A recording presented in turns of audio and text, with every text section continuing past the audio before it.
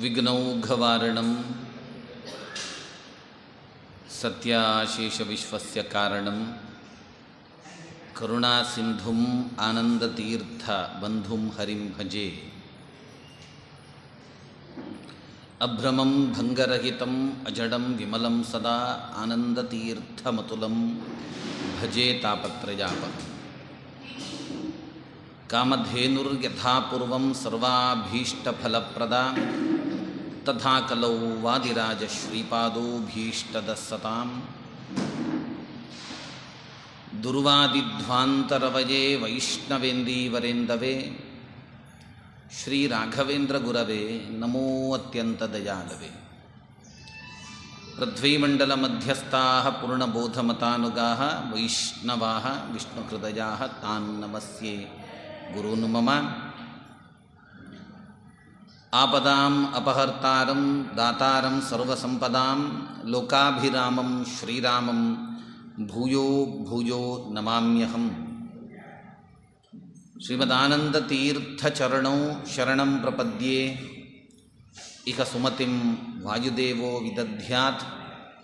ಶ್ರೀ ಗುರುಭ್ಯೋ ನಮಃ. ಸೀತಾ ಲಕ್ಷ್ಮಣ ಹನುಮ ಸಮೇತ ವಿರಾಜಮಾನರಾಗಿರತಕ್ಕಂತಹ ಶ್ರೀರಾಮಚಂದ್ರ ಸ್ವಾಮಿಯನ್ನು ನಮಿಸ್ತಾ ನೆರೆದಿರತಕ್ಕಂತಹ ಎಲ್ಲ ಭಗವದ್ಭಕ್ತರನ್ನು ಅಭಿನಂದಿಸ್ತಾ ಕಿಷ್ಕಿಂಧಾ ಕಾಂಡದ ಸಂಚಾರದಲ್ಲಿ ರಾಮನೊಡನೆ ನಾವು ಕೂಡ ಇದ್ದೇವೆ. 4ನೇ ದಿವಸದ ಸತ್ರ.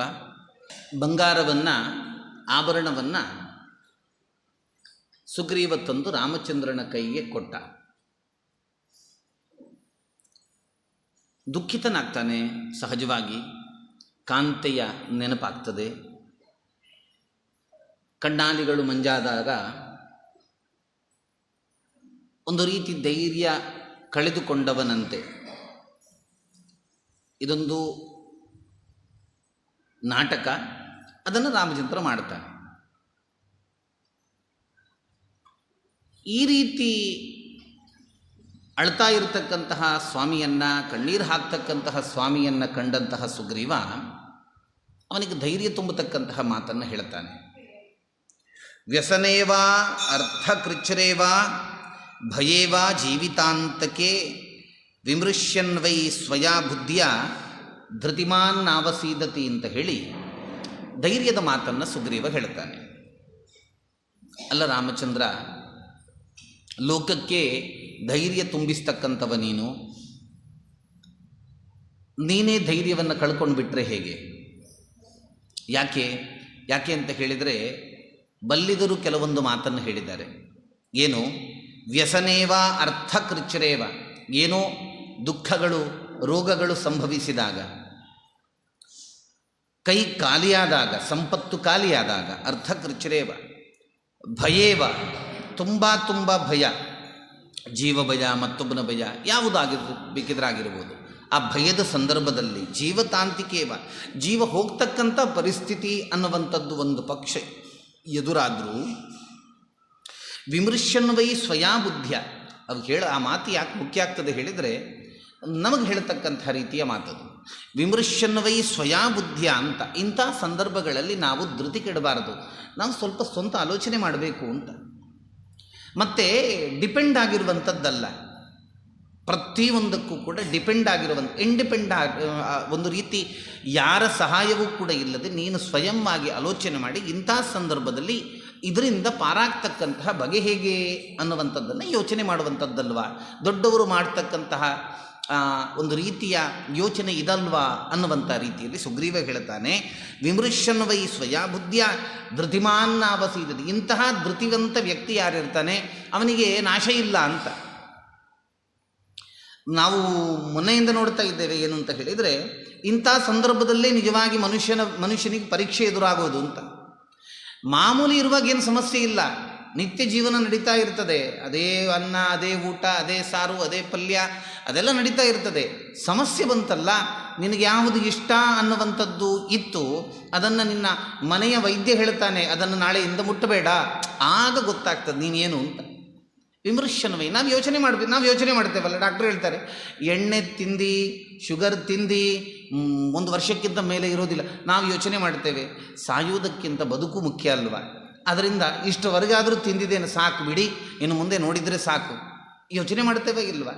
ಆ ಸ್ವಂತ ಯೋಚನೆ ಅನ್ನುವಂಥದ್ದು ಬಾಡಿ ಆದಮೇಲೆ ಅತ್ಯಂತ ಸಿಹಿ ಪದಾರ್ಥವು ಒಂದೊಮ್ಮೆ ನಮ್ಮ ಮುಂದೆ ಇದ್ದರೂ ಕೂಡ ನಾವು ಅದನ್ನು ಯಾವ ರೀತಿ ರಿಜೆಕ್ಟ್ ಮಾಡ್ತೇವೆ, ಅದನ್ನು ತಗೊಳ್ಳೋದೇ ಇಲ್ಲ. ಅದೇ ರೀತಿಯಲ್ಲಿ ಅನೇಕಾನೇಕ ಸಂದರ್ಭಗಳಲ್ಲಿ ಇಂಥ ಒಂದು ತೀರ್ಮಾನ, ಇಂಥ ಒಂದು ಯೋಚನೆ ಅನ್ನುವಂಥದ್ದು ಒಬ್ಬ ಮನುಷ್ಯನಿಗೆ ಅದು ಅನಿವಾರ್ಯ ಆಗ್ತದಪ್ಪ. ಅಂಥ ಸಂದರ್ಭಗಳು ಬಂದಾಗ ಅವ ಧೃತಿಗೆಡಬಾರ್ದು, ಅವ ಮತ್ತು ಪುಟದೇಳ್ತಕ್ಕಂತಹ ರೀತಿಯಲ್ಲಿ ಆಲೋಚನೆ ಮಾಡಬೇಕು ಅನ್ನುವಂಥ ಮಾತನ್ನು ಹೇಳ್ತಾ, ಯೇ ಶೋಕಮನುವರ್ತಂತೆ ನತೇಷಾಂ ವಿದ್ಯತೆ ಸುಖಂ.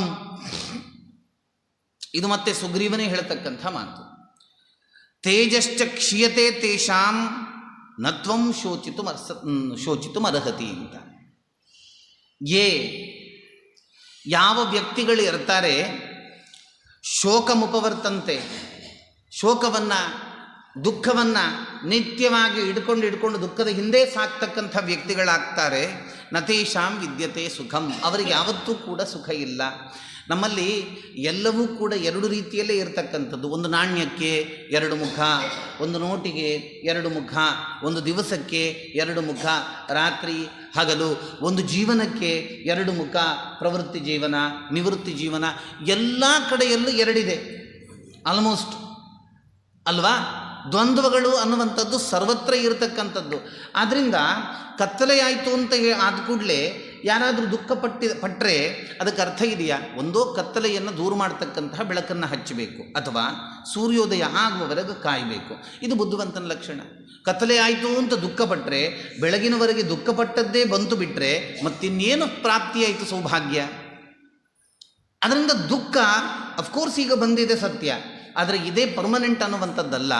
ಅದರಿಂದ ಇದನ್ನು ನೀನು ಗಟ್ಟಿಯಾಗಿ ಹಿಡ್ಕೊಳ್ಳುವಂಥದ್ದು ಸಲ್ಲ. ನೀನು ಹೀಗೆ ಹಿಡ್ಕೊಂಡು ಮುಂದೆ ಸಾಕ್ತಾ ಇದ್ದರೆ ಸುಖ ಅನ್ನುವಂಥದ್ದು ಮರೀಚಿಕೆ ಆಗ್ತದೆ. ಆದ್ದರಿಂದ ಪ್ರಭು ರಾಮಚಂದ್ರ ದುಃಖವನ್ನು ಬಿಡಬೇಕಲ್ಲ.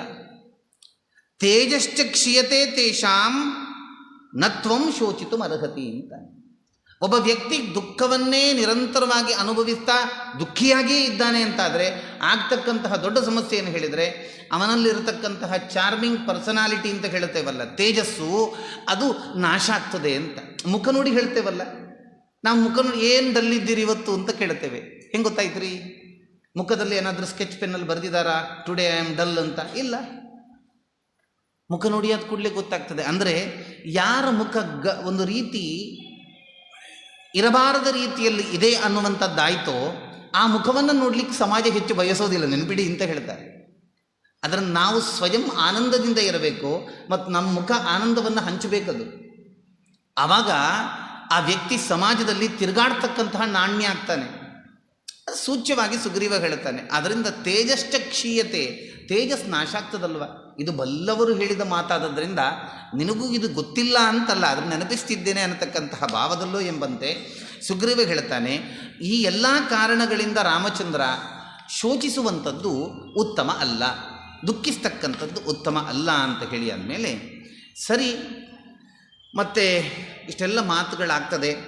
ನಿನ್ನ ಹೆಂಡತಿಯನ್ನು ಕರೆತಕ್ಕಂತಹ, ನಿನ್ನೊಡನೆ ಸೇರಿಸ್ತಕ್ಕಂತಹ ಆ ಕೆಲಸವನ್ನು ಕಾಯವಾಂಗ್ ಮನಃಪೂರ್ವಕವಾಗಿ ನಾನು ಮಾಡಿಯೇ ಮಾಡುತ್ತೇನೆ, ಅದರಲ್ಲಿ ಸಂಶಯ ಬೇಡ ಅಂತಕ್ಕಂತಹ ಭರವಸೆಯ ಮಾತುಗಳು ಅದು ಒಂದಷ್ಟೆಲ್ಲ ಮುಗಿದಾದ ಮೇಲೆ ಮತ್ತೆ ರಾಮಚಂದ್ರ ಸುಗ್ರೀವನಿಗೆ ಹೇಳ್ತಾನೆ, ಸುಖಂ ಹಿ ಕಾರಣಂ ಶ್ರುತ್ವ ವೈರಸ್ಯ ತವ ವಾನರ ಆನಂತರ್ಯಂ ವಿಧಾಸ್ಯಾಮಿ ಸಂಪ್ರದಾರ್ಯ ಬಲಾಬಲಂ.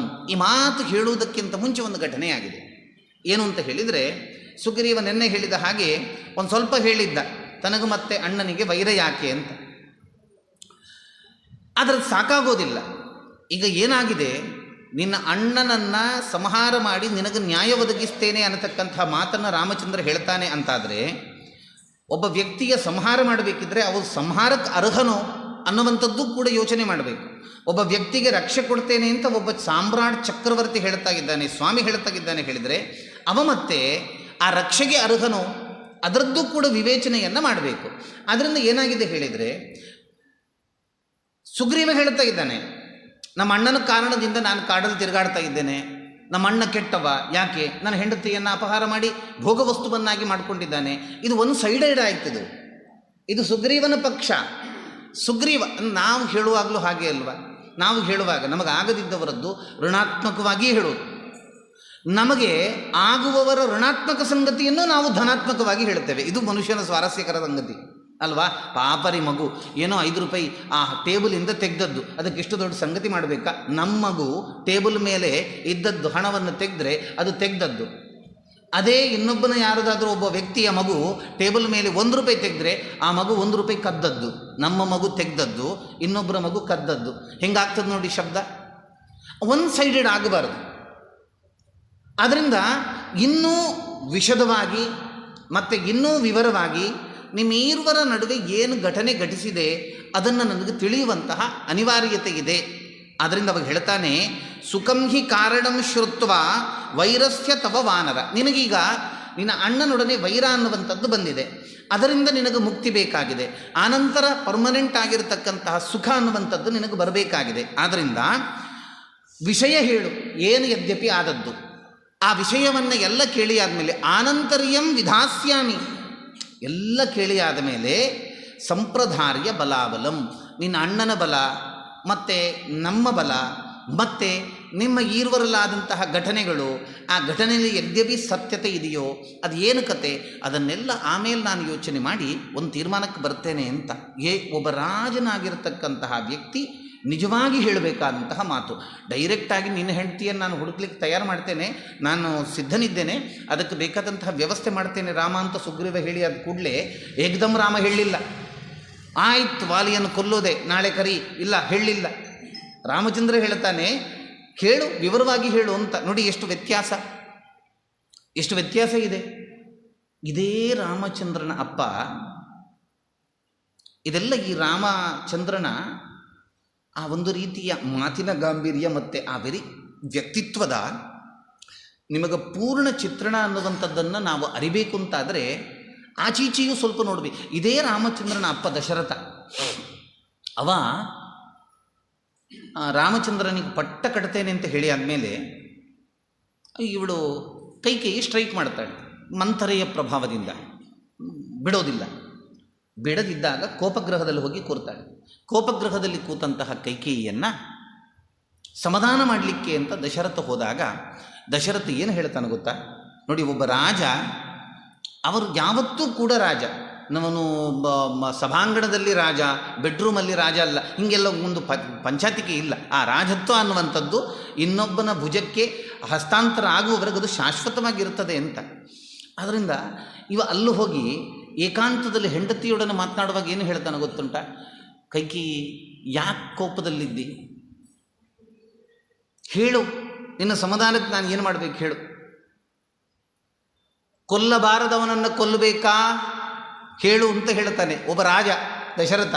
ಕೊಲ್ಲಬಾರದವನನ್ನು ಕೊಲ್ಲಬೇಕಾ ಹೇಳು, ಅಥವಾ ಕೊಲ್ಲಲಿಕ್ಕೆ ಅಂತ ನಿರ್ದೇಶನ ಕೊಟ್ಟಂತಹ ವ್ಯಕ್ತಿಯನ್ನು ಬಿಡುಗಡೆ ಮಾಡಬೇಕಾ ಹೇಳು. ದರಿದ್ರರು ಅಂತ ಇರ್ತಾರೆ, ಹಣ ಇಲ್ಲದವರು, ಆದರೆ ನಿನಗೇನೋ ಅವನಿಗೆ ಸ್ವಲ್ಪ ಅವರು ಶ್ರೀಮಂತ ಆಗಬೇಕು ಅನ್ನುವಂಥ ಆಸೆ ಇದೆ ಅಂತಾದರೆ ದರಿದ್ರನನ್ನು ಆಢ್ಯನನ್ನಾಗಿ ಮಾಡಬೇಕಾ, ಹಣವಂತನನ್ನಾಗಿ ಮಾಡಬೇಕಾ ಹೇಳು, ನಾನು ಮಾಡ್ತೇನೆ. ಅಥವಾ ಒಬ್ಬ ತುಂಬ ಶ್ರೀಮಂತ ಇದ್ದಾನೆ, ನಿನಗೆ ಅವನ ಮೇಲೆ ಅಷ್ಟು ಭಾವ ಸರಿ ಇಲ್ಲ, ಅಂಥವನನ್ನು ನೀನು ಕೆಳಗಿಳಿಸಬೇಕು, ಬಡವನಾಗಬೇಕು ಅಂತ ನೀನು ಬಯಸ್ತಾ ಇದ್ದೀಯ, ಹೇಳು. ಅಂಥ ಶ್ರೀಮಂತನನ್ನು ಕ್ಷಣ ಮಾತ್ರದಲ್ಲಿ ಅವನಲ್ಲಿದ್ದಂಥ ಸರ್ವಸ್ವವನ್ನು ಕೂಡ ನಾನು ಕಸಿದು ಅವನನ್ನು ಬಡವನನ್ನಾಗಿ ಮಾಡುತ್ತೇನೆ ಅಂತ. ಒಂದು ಹೆಂಡತಿಯಲ್ಲಿ ಇದು ವೀಕ್ನೆಸ್ ಅಲ್ವ ರಾಜನದ್ದು? ಇದು ವೀಕ್ನೆಸ್. ಇದು ಸುಮಾರು ಸಂಗತಿಗಳು ಅವನ ವೀಕ್ನೆಸ್ಸಲ್ಲೇ ಅವನದ್ದು ಹೋಯಿತು. ದಶರಥನ ಸಮಸ್ಯೆ ಏನು ಹೇಳಿದರೆ ವೀಕ್ನೆಸ್ಸಲ್ಲೇ ಸುಮಾರು ಕಳ್ಕೊಂಡವ. ಆಯ್ತು ಬಿಡಿ, ರಾಮ ಯಾಕೆ ದೊಡ್ಡವನಾಗ್ತಾನೆ? ಈ ಕಾರಣಕ್ಕೆ ಅಂತ. ನೋಡಿ, ಲಕ್ಷ್ಮಣ ಮತ್ತು ರಾಮ ಮಾತ್ರ ಇರುವಂಥದ್ದು. ಈಗ ಮೂರನೇದ್ದು ಒಬ್ಬ ವ್ಯಕ್ತಿ ಅಂತ ಸಿಕ್ಕಿದ್ದು ಪುಣ್ಯಾತ್ಮ ಸುಗ್ರೀವ. ಅವನಿಗೂ ಕೂಡ ಡೈರೆಕ್ಟ್ ವಚನ ಕೊಟ್ಟು ಎಲ್ಲ ಮಾಡ್ತೇನೆ ಅಂತ ಹೇಳಿಲ್ಲ, ಈ ಮಾತನ್ನು ಹೇಳ್ತಾನೆ. ಇಷ್ಟು ರಾಮಚಂದ್ರ ಹೇಳಿ ಆದಮೇಲೆ ಮತ್ತು ವಾಲಿ ಸುಗ್ರೀವ ತನ್ನ ಯದ್ಯಪಿ ಕಥೆಯನ್ನು ಹೇಳಲಿಕ್ಕೆ ಪ್ರಾರಂಭ ಮಾಡ್ತಾನೆ. ಅಂದರೆ ಈಗ ವಾಲಿ ಅನ್ನತಕ್ಕಂತಹ ಒಬ್ಬ ಕ್ಯಾರೆಕ್ಟರ್ ಏನಿದೆ ಅವನ ಬಗ್ಗೆ ಪೂರ್ಣ ಆಗಿರತಕ್ಕಂತಹ ಮಾಹಿತಿಯನ್ನು ಕೊಡಲಿಕ್ಕೆ ಈಗ ಸುಗ್ರೀವ ಪ್ರಾರಂಭ ಮಾಡಿದ. ವಾಲಿ ಯಾರು ಅದು ಹೇಳ್ತಾನೆ. ವಾಲಿ ನಾಮ ಮಮ ಭ್ರಾತ ಜ್ಯೇಷ್ಠ ಶತ್ರುನಿಷೂದನ ಮತ್ತು ಪಿತುರ್ ಬಹುಮತೋ ನಿತ್ಯಂ ಮಮಾತಿ ಚ ತಥಾಪುರ ಅಂತ. ವಾಲಿ ಅನ್ನತಕ್ಕಂಥವ ಯಾರಿದ್ದಾನೆ ಸ್ವಾಮಿ, ಅವನನ್ನ ಅಣ್ಣ, ಮಮ ಭ್ರಾತ, ಜ್ಯೇಷ್ಠ, ಹುಟ್ಟುವಿಕೆಯ ಅನುಗುಣದಲ್ಲಿ ಅವ ದೊಡ್ಡವ. ಹುಟ್ಟುವಿಕೆ ಮಾತ್ರ ಅಲ್ಲ, ಸ್ವರೂಪದಲ್ಲೂ ಕೂಡ ದೊಡ್ಡವ. ಬರೀ ಹುಟ್ಟಿನ ಕಾರಣದಿಂದ ಅವ ದೊಡ್ಡವಲ್ಲ. ವಾಲಿ ಇಂದ್ರಾಂಶ, ಸುಗ್ರೀವ ಸೂರ್ಯಾಂಶ. ಅದನ್ನು ದೇವತೆಗಳ ಪಟ್ಟಿಯ ಕ್ರಮದಲ್ಲಿ ನೋಡಿದರೆ ದೊಡ್ಡವನು, ನಿಜವಾಗಿ ದೊಡ್ಡವನು ಯಾರು ಹೇಳಿದರೆ ವಾಲಿ. ಇದನ್ನು ಆಚಾರ್ಯರು ತಾತ್ಪರ್ಯ ನಿರ್ಣಯದಲ್ಲಿ ಸ್ಪಷ್ಟವಾಗಿ ಹೇಳ್ತಾರೆ. ವಾಲಿಯನ್ನು ಒಂದು ರೀತಿ ಅವನ ಹನುಮನ ಪಕ್ಷದಲ್ಲವು ಇರಲಿಲ್ಲ ಅನ್ನುವಂಥದ್ದು ಒಂದು, ಮತ್ತು ರುಮೆಯನ್ನು ಬಲಾತ್ಕಾರ ಮಾಡಿದ ಅನ್ನುವಂಥದ್ದು ಒಂದು, ಎರಡು ಕಾರಣ ಬಿಟ್ಟರೆ ಮತ್ತೆ ವಾಲಿ ಇದ್ದಾನಲ್ಲ ಪರಮರಾಮ ಭಕ್ತ ಅವ. ಎಲ್ಲಿಯವರೆಗೆ ಅಂತ ಹೇಳಿದರೆ ರಾಮಾಯಣದಲ್ಲಿ ಕಾಣಲಿಕ್ಕೆ ಸಿಗೋದಿಲ್ಲ. ಆದರೆ ಆಚಾರ್ಯರು ಹೇಳ್ತಾರೆ, ಕೊನೆಗೆ ರಾಮಚಂದ್ರ ಕೇಳ್ತಾನಂತೆ, ನೀನು ಬಯಸಿದ್ರೆ ನಿನ್ನನ್ನು ಬದುಕಿಸ್ತೇನೆ ನಾನು ಅಂತ ವಾಲಿ ಹತ್ರ. ನೋಡಯ್ಯ ಇಷ್ಟೆಲ್ಲ ಆಯ್ತಲ್ಲ, ನಿನಗಿನ್ನೂ ಕೂಡ ಬದುಕಬೇಕನ್ನತಕ್ಕಂತಹ ಬಯಕೆ ಇದ್ದರೆ ಹೇಳಯ್ಯ, ನಿನ್ನನ್ನು ನಾನು ಬದುಕಿಸ್ತೇನೆ ಅಂತ. ನಿನ್ನ ಮುಂದೆ ಸಾಯುವುದಕ್ಕಿಂತ ದೊಡ್ಡ ಸೌಭಾಗ್ಯ ಏನಿದೆ ಸ್ವಾಮಿ, ನನಗೆ ಸಾವು ಬರಲಿ ಅಂತ ಹೇಳಿ ಸಾವನ್ನು ಅಕ್ಸೆಪ್ಟ್ ಮಾಡಿಕೊಂಡ ಅಲ್ವ. ಅದನ್ನು ನಿಜವಾಗಿ ಜ್ಯೇಷ್ಠ ಅಂತ ಹೇಳ್ತಕ್ಕಂಥ ಮಾತಿದೆಯಲ್ಲ ಸುಗ್ರೀವನದು, ಅದು ಬಹಳ ಮುಖ್ಯ. ಅವನು ಎಲ್ಲ ಮುಖದಲ್ಲೂ ಕೂಡ ದೊಡ್ಡವ. ಶತ್ರು ನಿಷೂದನ, ಅದ್ರ ಕಥೆಯನ್ನು ಮುಂದಕ್ಕೆ ಹೇಳ್ತಾನೆ. ಶತ್ರುಗಳ ಪಾಲಿಗೆ ಸಿಂಹ ಸ್ವಪ್ನದಂತಿದ್ದ. ಮುಖ್ಯವಾಗಿ ನಾಗರಿಕರು ಅಂತ ಯಾರಿದ್ರು, ನಮ್ಮನ್ನ ಇವತ್ತಿನ ಅಭಿಪ್ರಾಯದಲ್ಲಿ ನಾಗರಿಕರು ಅಂತ ಯಾರಿದ್ರು ಅವರೆಲ್ಲ ಅವನಿಗೆ ಎದುರಾಳಿಗಳು ಅಂತ ಆಗಿರುವಂತಹ ಸಾಧ್ಯತೆಯೇ ಇಲ್ಲ. ಕಿಷ್ಕಿಂದೆ ಅಲ್ಲಿ ಹೋಗೋದು ಯಾರು, ನಗರದಲ್ಲಿದ್ದವರು, ಚಾನ್ಸೇ ಇಲ್ಲ, ಇಂಪಾಸಿಬಲ್. ಮತ್ತು ಯಾರು ಅವನಿಗೆ ಎದುರಾಳಿಗಳು? ರಾಕ್ಷಸರು ಇರ್ತಾರಲ್ಲ, ಆ ರಾಕ್ಷಸರಲ್ಲಿ ಅನೇಕ ಆನೆಗಳ, ಸಹಸ್ರ ಆನೆಗಳ ಬಲ ಇರತಕ್ಕಂತಹ ಅನೇಕ ರಾಕ್ಷಸರೆಲ್ಲ ಇದ್ದರು. ಅವರೆಲ್ಲ ಒಂದು ಪಕ್ಷ ಈ ವಾಲಿಯನ್ನು ವೈರಿಯ ಪಟ್ಟಿಗೆಯಲ್ಲಿ ಇಟ್ಕೊಂಡದ್ದು ಹೌದಾದರೆ, ಅವರು ಯಾರಿಗೂ ಕೂಡ ಉಳಿಗಾಲ ಇಲ್ಲದಂತೆ ಮಾಡಿದವ ಯಾರು ಅಂತ ಹೇಳಿದರೆ ಈ ವಾಲಿ. ಶತ್ರು ನಿಷೂದನ. ಮತ್ತು ಪಿತುರ್ ಬಹುಮತೋ ನಿತ್ಯಂ, ನಮ್ಮ ಅಪ್ಪನಿಗೆ ಬಹಳ ಪ್ರೀತಿಯ ಮಗನಾಗಿದ್ದ. ಮಮಾಪಿಚ ಅಂತ ಹೇಳ್ತಾನೆ, ನನಗೂ ಕೂಡ ಬಹಳ ಪ್ರೀತಿಯ ಅಣ್ಣನಾಗಿದ್ದ ಅಂತ. ಇದು ವೈರ ಇದೆಯಲ್ಲ, ಇದು ವೈರ ಎಲ್ಲ ಏನೇನೋ ಒಂದೊಂದು ಕಾರಣದಿಂದ. ಆದರೆ ಇದಕ್ಕಿಂತ ಮುಂಚೆ ಕಂಡ್ರೆ ನನಗೆ ಬಹಳ ಪ್ರೀತಿಯ ಅಣ್ಣ, ಮತ್ತು ನನ್ನ ಅಪ್ಪನಿಗೆ ಬಹಳ ಪ್ರೀತಿಯ ಮಗ. ಇಷ್ಟು ಮಾತ್ರ ಅಲ್ಲ, ರಾಜ್ಯವನ್ನು ಸರ್ವ ಸಮರ್ಥ ರೀತಿಯಲ್ಲಿ ಅದನ್ನು ನಡೆಸ್ತಕ್ಕಂತಹ ಸಾಮರ್ಥ್ಯವನ್ನು ಹೊಂದಿರತಕ್ಕಂತಹ ಮಹಾನುಭಾವನೂ ಕೂಡ ಅವನು ಹೌದು ಅಂತ. ಅದು ತುಂಬ ಕಾರಣಗಳನ್ನು, ಭಿನ್ನ ಭಿನ್ನ ಕಾರಣಗಳನ್ನೆಲ್ಲ ಹೇಳ್ತಾರೆ. ಸುಮ್ಮನೆ ಅಲ್ಲ, ಅವನಿಗೊಂದು ಇಂದ್ರ ಪ್ರದತ್ತ ಮಾಲೆಗಿತ್ತು. ಅದನ್ನು ಹಾಕ್ಕೊಂಡಾಗ ಎದುರಲ್ಲಿದ್ದಂತಹ ವ್ಯಕ್ತಿಯ ಅರ್ಧ ಬಲ ಅನ್ನುವಂಥದ್ದು ಅನಾಯಾಸವಾಗಿ ಅವನಿಗೆ ಪ್ರಾಪ್ತ ಆಗ್ತಾಗಿತ್ತು. ಅದು ಸಿಗುವಂತಹ ಹಿನ್ನೆಲೆ, ಅದಕ್ಕೆ ಅವನಲ್ಲಿರತಕ್ಕಂತಹ ಯೋಗ್ಯತೆ ಬಹಳ ತುಂಬ, ಅದನ್ನು ನಾವು ಸಪ್ರೇಟಾಗಿ ನೋಡಬೇಕಾದಂಥ ವಿಷಯ. ಆಯಿತು. ಒಂದು ಸರ್ತಿ ಹಿಂಗೆ ಹೇಳ್ತಾನೆ, ಮಾಯಾವಿ ನಾಮ ತೇಜಸ್ವಿ ಪೂರ್ವಜೋ ದುಂದುಬೇ ಸ್ತುತಃ ತೇನ ತಸ್ಯ ಮಹದ್ವೈರಂ ಸ್ತ್ರೀಕೃತಂ ವಿಶ್ರುತಂ ಪುರ. ಮಾಯಾವಿ ಅನ್ನತಕ್ಕಂತಹ ಒಬ್ಬ ತೇಜಸ್ವಿ ದುಂದುಬಿಯ ಅಣ್ಣ, ಅವನು ಏನು ಮಾಡ್ತಾನೆ ಅಂತ ಹೇಳಿದರೆ, ಅವನೊಡನೆ ಇವನಿಗೆ ಒಮ್ಮೆ ಒಂದು ವೈರ ಹುಟ್ಟಿಬಿಟ್ಟದ್ದು ಆಯಿತು. ಜಗಳ ಯಾಕೆ? ಸ್ತ್ರೀಕೃತಂ ಅಂತ, ಒಂದು ಹೆಣ್ಣು ಜಗಳಕ್ಕೆ ಕಾರಣ ಅಂತ. ಒಂದು ಹೆಣ್ಣು ಜಗಳಕ್ಕೆ ಕಾರಣ ಆಯಿತು. ಆ ಜಗಳ ಅನ್ನುವಂಥದ್ದು ಮತ್ತು ವಿಶ್ರುತಂಪುರ ಅಂತ, ಇದು ಮತ್ತೆ ಸಾಮಾನ್ಯ ಸಂಗತಿಯಲ್ಲ. ಈ ಮಾಯಾವಿಯ ಮತ್ತು ವಾಲಿಯ ಈ ಹಗೆತನ ಅನ್ನುವಂಥದ್ದು ಇದು ಬಹಳ ದೊಡ್ಡ ಕತೆ, ಇದು ಬಹಳ ಪ್ರಸಿದ್ಧ ಕತೆ ಅಂತ, ವಿಶ್ರುತಂಪುರ ಅಂತ ಹೇಳಿ. ಅದಾದ ಮೇಲೆ ಆ ಕಥೆಯನ್ನು ಹೇಳಲಿಕ್ಕೆ ಪ್ರಾರಂಭ ಮಾಡ್ತಾನೆ. ಇವನು ಏನು ಮಾಡಿದ್ದ ಅಂತ ಹೇಳಿದರೆ, ಮಾಯಾವಿ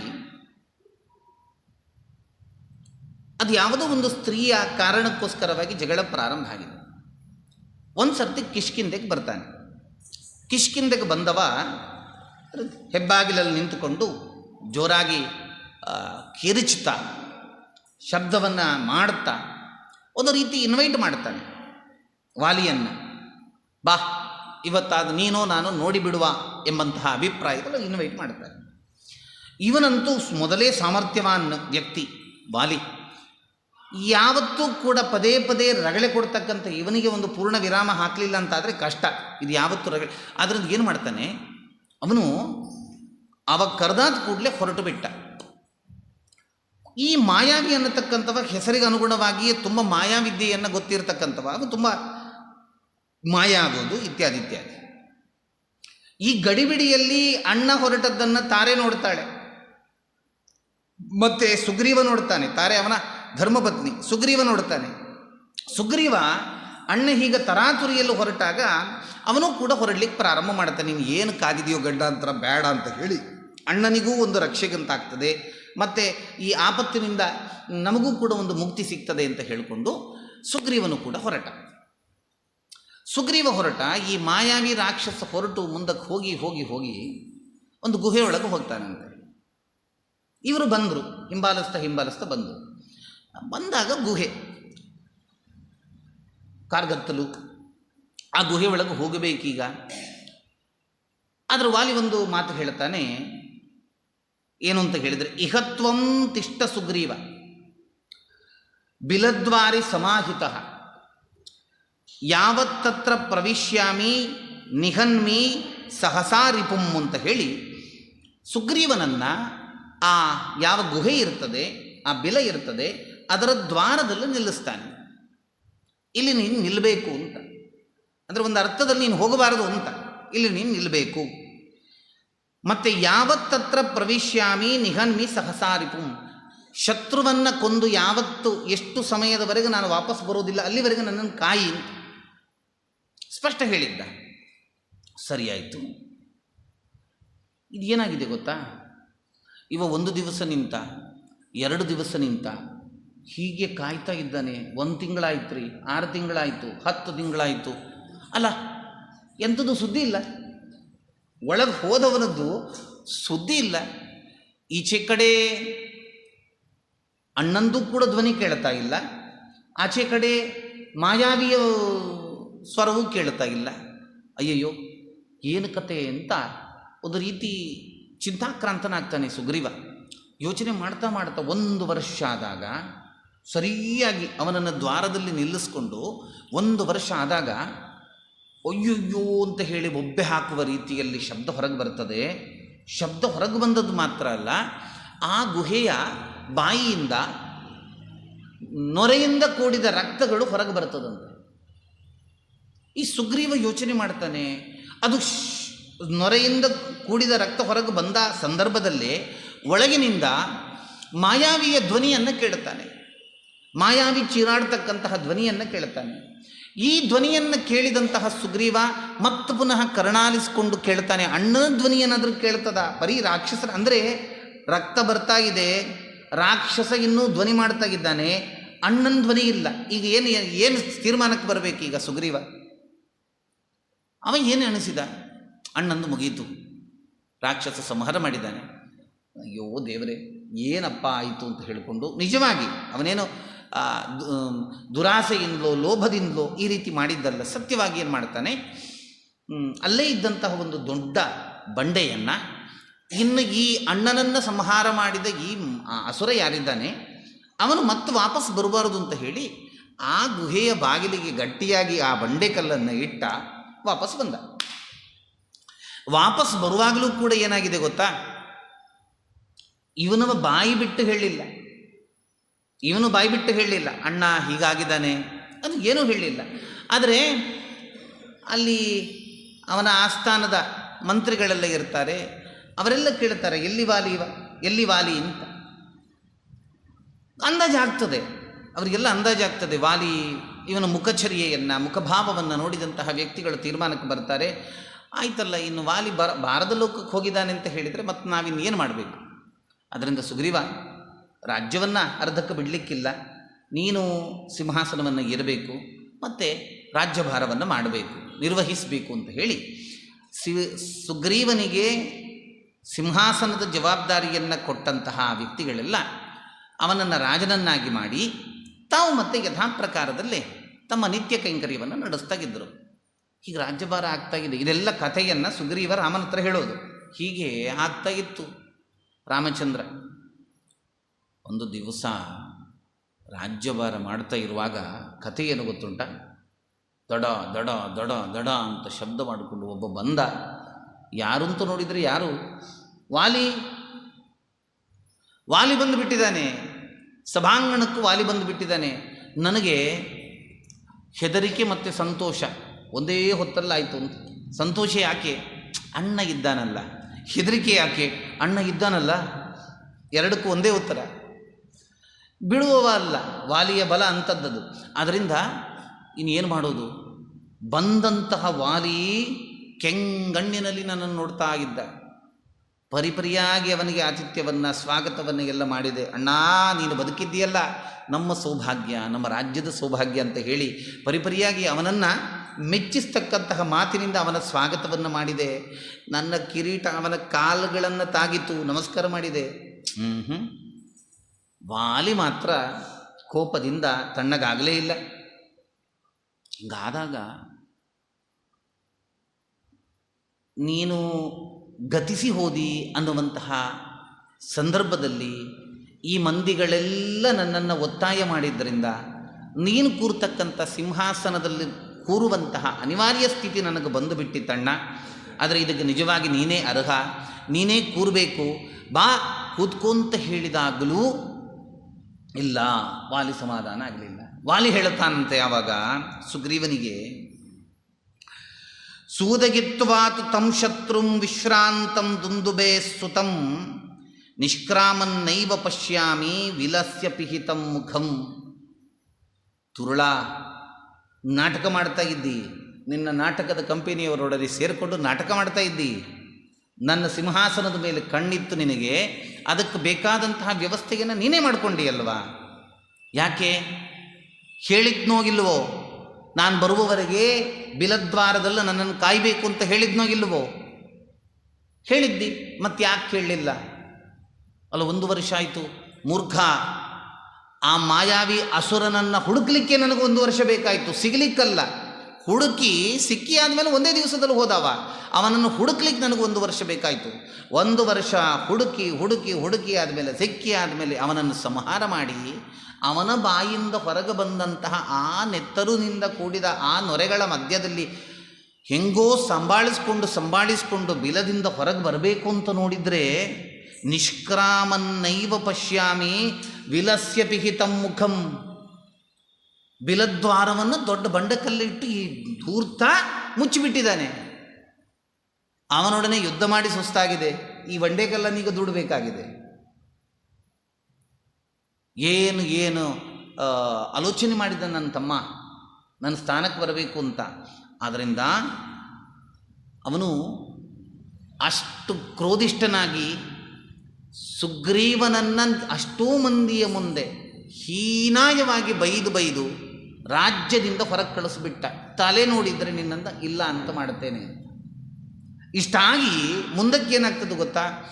ಅವನಿಗೆ ಸಪೋರ್ಟ್ ಮಾಡಿದ ಮಂದಿಗಳೆಲ್ಲ ಇದ್ರಲ್ಲ, ಅದು ಕೂಡ ಸಮಸ್ಯೆ. ಅವನಿಗೆ ಓಟ್ ಹಾಕುವವರು, ಅವನನ್ನು ಸಪೋರ್ಟ್ ಮಾಡ್ತಕ್ಕಂಥ ಮಂದಿಗಳೆಲ್ಲ ಇದ್ದಾರಲ್ಲ, ಆ ಮಂದಿಗಳನ್ನು ಕೂಡ ನೀವು ಯಾರೂ ನನ್ನ ರಾಜ್ಯದಲ್ಲಿ ಇರಬಾರದು ಅಂತ ಹೇಳಿ ಬಲಾತ್ಕಾರವಾಗಿ ಎಲ್ಲರನ್ನ ಹೊರಗೆ ಹಾಕಿದ. ಇಷ್ಟಾದರೂ ಅಡ್ಡಿರಲಿಲ್ಲ. ನಿನಗೆ ನಿನ್ನ ಪ್ರಾಣ ಪ್ರಿಯ ಕಾಂತೆ ರುಮೆ ಅಲ್ವಾ, ಬಿಡೋದಿಲ್ಲ ಅವಳನ್ನು ಅಂತ ಹೇಳಿ ಬಲಾತ್ಕಾರವಾಗಿ ಅವಳನ್ನು ಎತ್ಕೊಂಡು ಹೋಗಿ ತನ್ನ ಅಂತಃಪುರದಲ್ಲಿ ಇಟ್ಕೊಂಡ. ರಾಮಚಂದ್ರ, ಇದು ನನ್ನ ಪರಿಸ್ಥಿತಿ. ನನ್ನ ಭಾರ್ಯೆ, ನನ್ನ ಪ್ರಿಯಕಾಂತೆ ರುಮೆಯನ್ನು ತನ್ನ ಉಪಭೋಗದ ವಸ್ತುವನ್ನಾಗಿ ಮಾಡಿಕೊಂಡಂತಹ ಒಂದು ಕೆಟ್ಟ ಕೆಲಸ ನನ್ನ ಅಣ್ಣನಿಂದ ಆಗಿದೆ. ಏನು ಮಾಡಬೇಕು ನಾನೀಗ? ಇಷ್ಟು ಮಾತು ಕೇಳಿ ಆದಮೇಲೆ ಅವನ ವಿಲಾಪಗಳು, ಅವನ ಗೋಳು, ಅತ್ತದ್ದು, ಅವ ಮತ್ತೆ ಇಷ್ಟರವರೆಗೆ ಪಟ್ಟಿರ್ತಕ್ಕಂತಹ ಕಷ್ಟ ಸರಣಿ ಎಲ್ಲವನ್ನ ಆಲಿಸಿದಂತಹ ರಾಮಚಂದ್ರ ಅವನಿಗೊಂದು ಧೈರ್ಯವನ್ನು ಹೇಳುತ್ತಾನೆ. ಯಾವತ್ತಂ ನಾಭಿಪಶ್ಯಾಮಿ ತವ ಭಾರ್ಯಾಪಹಾರಿಣಂ ತಾವತ್ ಸಜೀವೇತ್ ಪಾಪಾತ್ಮ ವಾಲಿ ಚಾರಿತ್ರ ದೂಷಕಃ. ರಾಮಚಂದ್ರ ಈಗ ನಿಜವಾಗಿ ವಾಲಿಯನ್ನು ಶತ್ರು ಪಕ್ಷದಲ್ಲಿಟ್ಟ. ಇಷ್ಟರವರೆಗೆ ಬರೀ ಹೇಳಿದ್ದು ಮಾತ್ರ, ಅವನಿಗೆ ಅಭಯ ಕೊಡುವುದಕ್ಕೋಸ್ಕರವಾಗಿ ವಾಲಿಯನ್ನು ಇಲ್ಲ ಅಂತ ಮಾಡ್ತೇನೆ ಅಂತ ಹೇಳಿದ್ದ ಹೌದಾದರೂ, ನಿಜವಾಗಿ ಶತ್ರು ಪಕ್ಷದಲ್ಲಿ ವಾಲಿಯನ್ನು ರಾಮಚಂದ್ರ ಇಟ್ಟದ್ದು ಯಾವಾಗ ಅಂತ ಹೇಳಿದರೆ, ಎಷ್ಟು ಅವನ ಹಿನ್ನೆಲೆ, ಅವನ ಕಥೆ ಇತ್ಯಾದಿಗಳನ್ನು ಕೇಳಿ ಆದಮೇಲೆ ಆದಮೇಲೆ ಅವ ಉದ್ಘೋಷಣೆ ಮಾಡ್ತಾನೆ, ನೋಡು, ಯಾವತ್ತಂ ನಾಭಿಪಶ್ಯಾಮಿ ತವ ಭಾರ್ಯಾಪಹಾರಿಣಂ, ಎಲ್ಲಿವರೆಗೆ ನಾನು ವಾಲಿಯನ್ನು ನೋಡೋದಿಲ್ಲವೋ ಅಲ್ಲಿ ತನಕ ಅವ ಬದುಕ್ತಾನೆ. ತಾವಜ್ಜೀವೇ ಸ ಪಾಪಾತ್ಮ, ನನ್ನ ಕಣ್ಣಿಗೆ ಬೀಳುವವರೆಗೆ ಅವನಿಗೆ ಬದುಕು. ಯಾವಾಗ ನನ್ನ ಕಣ್ಣಿಗವ ಬಿದ್ದ ಆ ದಿವಸ ವಾಲಿ ನಿಜವಾಗಿ ಬಿದ್ದ, ಮತ್ತು ಬದುಕೋದಿಲ್ಲ ಅವ. ವಾಲಿ ಇಷ್ಟು ಮಾಡಲಿಕ್ಕೆ ಕಾರಣ ಏನು? 2 ಕಾರಣವನ್ನು ಅವ ಹೇಳ್ತಾನೆ ರಾಮಚಂದ್ರ. ಇದನ್ನು ಮುಂದಕ್ಕೆ ಅವ ನನ್ನನ್ನು ಯಾಕೆ ಕೊಂದಿ ಅಂತ ಕೇಳುವಾಗ ವಾಲಿ ರಾಮಚಂದ್ರನ ಹತ್ರ, ಯಾಕಯ್ಯ ನನ್ನನ್ನು ಕೊಂದಿ, ಏನು ತಪ್ಪು ಮಾಡಿದ್ದೆ, ನಿನಗೆ ಡೈರೆಕ್ಟಾಗಿ ಒಂದು ದಿವಸ ಆದರೂ ನಿನ್ನ ಬಗ್ಗೆ ನಾನು ಒಂದು ಕೊಂಕು ನುಡಿಯನ್ನಾದರೂ ಆಡಿದ್ದೇನಾ, ಸುಮ್ಮನೆ ನನ್ನನ್ನು ಕೊಂದಿಯಲ್ಲ ಅಂತ ರಾಮಚಂದ್ರನ ಮೇಲೆ ಆಪಾದನೆಯನ್ನು ಸಾಯುವಂತಹ ವಾಲಿ ಮಾಡಿದಾಗ ಆಗಲೂ ರಾಮಚಂದ್ರ ಕೊಟ್ಟದ್ದು 2 ಕಾರಣ, ನೀವು ಇದನ್ನು ಮಾಡಿದ್ದಿ ಅಂತ. ಸನಾತನ ಧರ್ಮಕ್ಕೆ ದೋಷ ಬಗೆದ ವ್ಯಕ್ತಿ ನೀನು, ಒಂದು. 2ನೇದ್ದು ಏನು ಅಂತ ಹೇಳಿದರೆ ಭಾರ್ಯ ಅಪಹಾರಿಣ. ಅದಕ್ಕೆ ಏನು ಕಾರಣ ಅಂತ ಹೇಳಿದರೆ ಭಾರ್ಯ ಅಪಹಾರಿಣ. ಇಲ್ಲೂ ಕೂಡ ಅದನ್ನೇ ಹೇಳ್ತಾನೆ, ಭಾರ್ಯಾಪಹಾರಿಣಂ ಒಂದು, ಮತ್ತು ಚಾರಿತ್ರ ದೂಷಕ ಅಂತ ಇನ್ನೊಂದು. ತಂಗಿ ಆಗ್ತಕ್ಕಂಥವಳು, ಮಗಳಾಗ್ತಕ್ಕಂಥ ಒಂದು ಹೆಣ್ಮಗಳನ್ನು ಭೋಗವಸ್ತುವನ್ನಾಗಿ ಮಾಡಿಕೊಂಡಿಯಲ್ಲ, ಇದು ಅಕ್ಷಮ್ಯ ಅಂತ. ಇದು ಆ್ಯಕ್ಚುಲಿ ಏನಾಗಿದೆ ಗೊತ್ತಾ ಅಂದರೆ, ರಾಮಾಯಣ ನೀವು ಶ್ಲೋಕ ನೋಡಿದರೆ ಗೊತ್ತಾಗ್ತದೆ. ಈಗ ವಾಲಿ ಸತ್ತಿದ್ದಾನೆ ಅಂತ ಭಾವಿಸಿಕೊಂಡಂತಹ ಸುಗ್ರೀವ ಅವನ ಬಿಲಕ್ಕೆ ಕಲ್ಲನ್ನು ಇಟ್ಟುಕೊಂಡು ಮತ್ತು ವಾಪಸ್ ರಾಜ್ಯಭಾರಕ್ಕೆ ಬರ್ತಾನಲ್ಲ. ರಾಜ್ಯಭಾರ ಮಾಡುವಾಗ ವಾಲಿಯ ಹೆಂಡತಿಯನ್ನು ತನ್ನ ಪತ್ನಿಯಂತೆ ಸುಗ್ರೀವನು ಕೂಡ ಇಟ್ಕೊಂಡಿದ್ದ. ಇದು ಒಂದು. 2ನೇ ಸಂಗತಿ ಏನು ಹೇಳಿದರೆ, ವಾಲಿ ತೀರಿ ಹೋದ ನಂತರ, ವಾಲಿಯ ಅವಸಾನದ ನಂತರ ವಾಲಿ ಪತ್ನಿಯಾಗಿರ್ತಕ್ಕಂತಹ ತಾರೆ ಮತ್ತೆ ಸುಗ್ರೀವನ ಪತ್ನಿ ಆಗ್ತಾಳೆ. ನಮ್ಮ ಸಮಸ್ಯೆ ಬರೋದೇ ಇಲ್ಲಿ. ಅದಾಗ್ಬೋದಂತೆ. ಅಣ್ಣನ ಹೆಂಡತಿ ತೊಂದರೆ ಇಲ್ಲ, ತಮ್ಮನ ಹೆಂಡತಿ ಏನ್ರಿ ಇದು ಪಕ್ಷಪಾತ ಅಲ್ವಾ, ಇದೇನಂತ. ಅದಕ್ಕೆ ದೇವರ ಅಂತ ಸಂಸ್ಕೃತದಲ್ಲಿ ಗಂಡನ ತಮ್ಮನಿಗೆ ಕರೆಯುವಂಥದ್ದು ದೇವರಹ.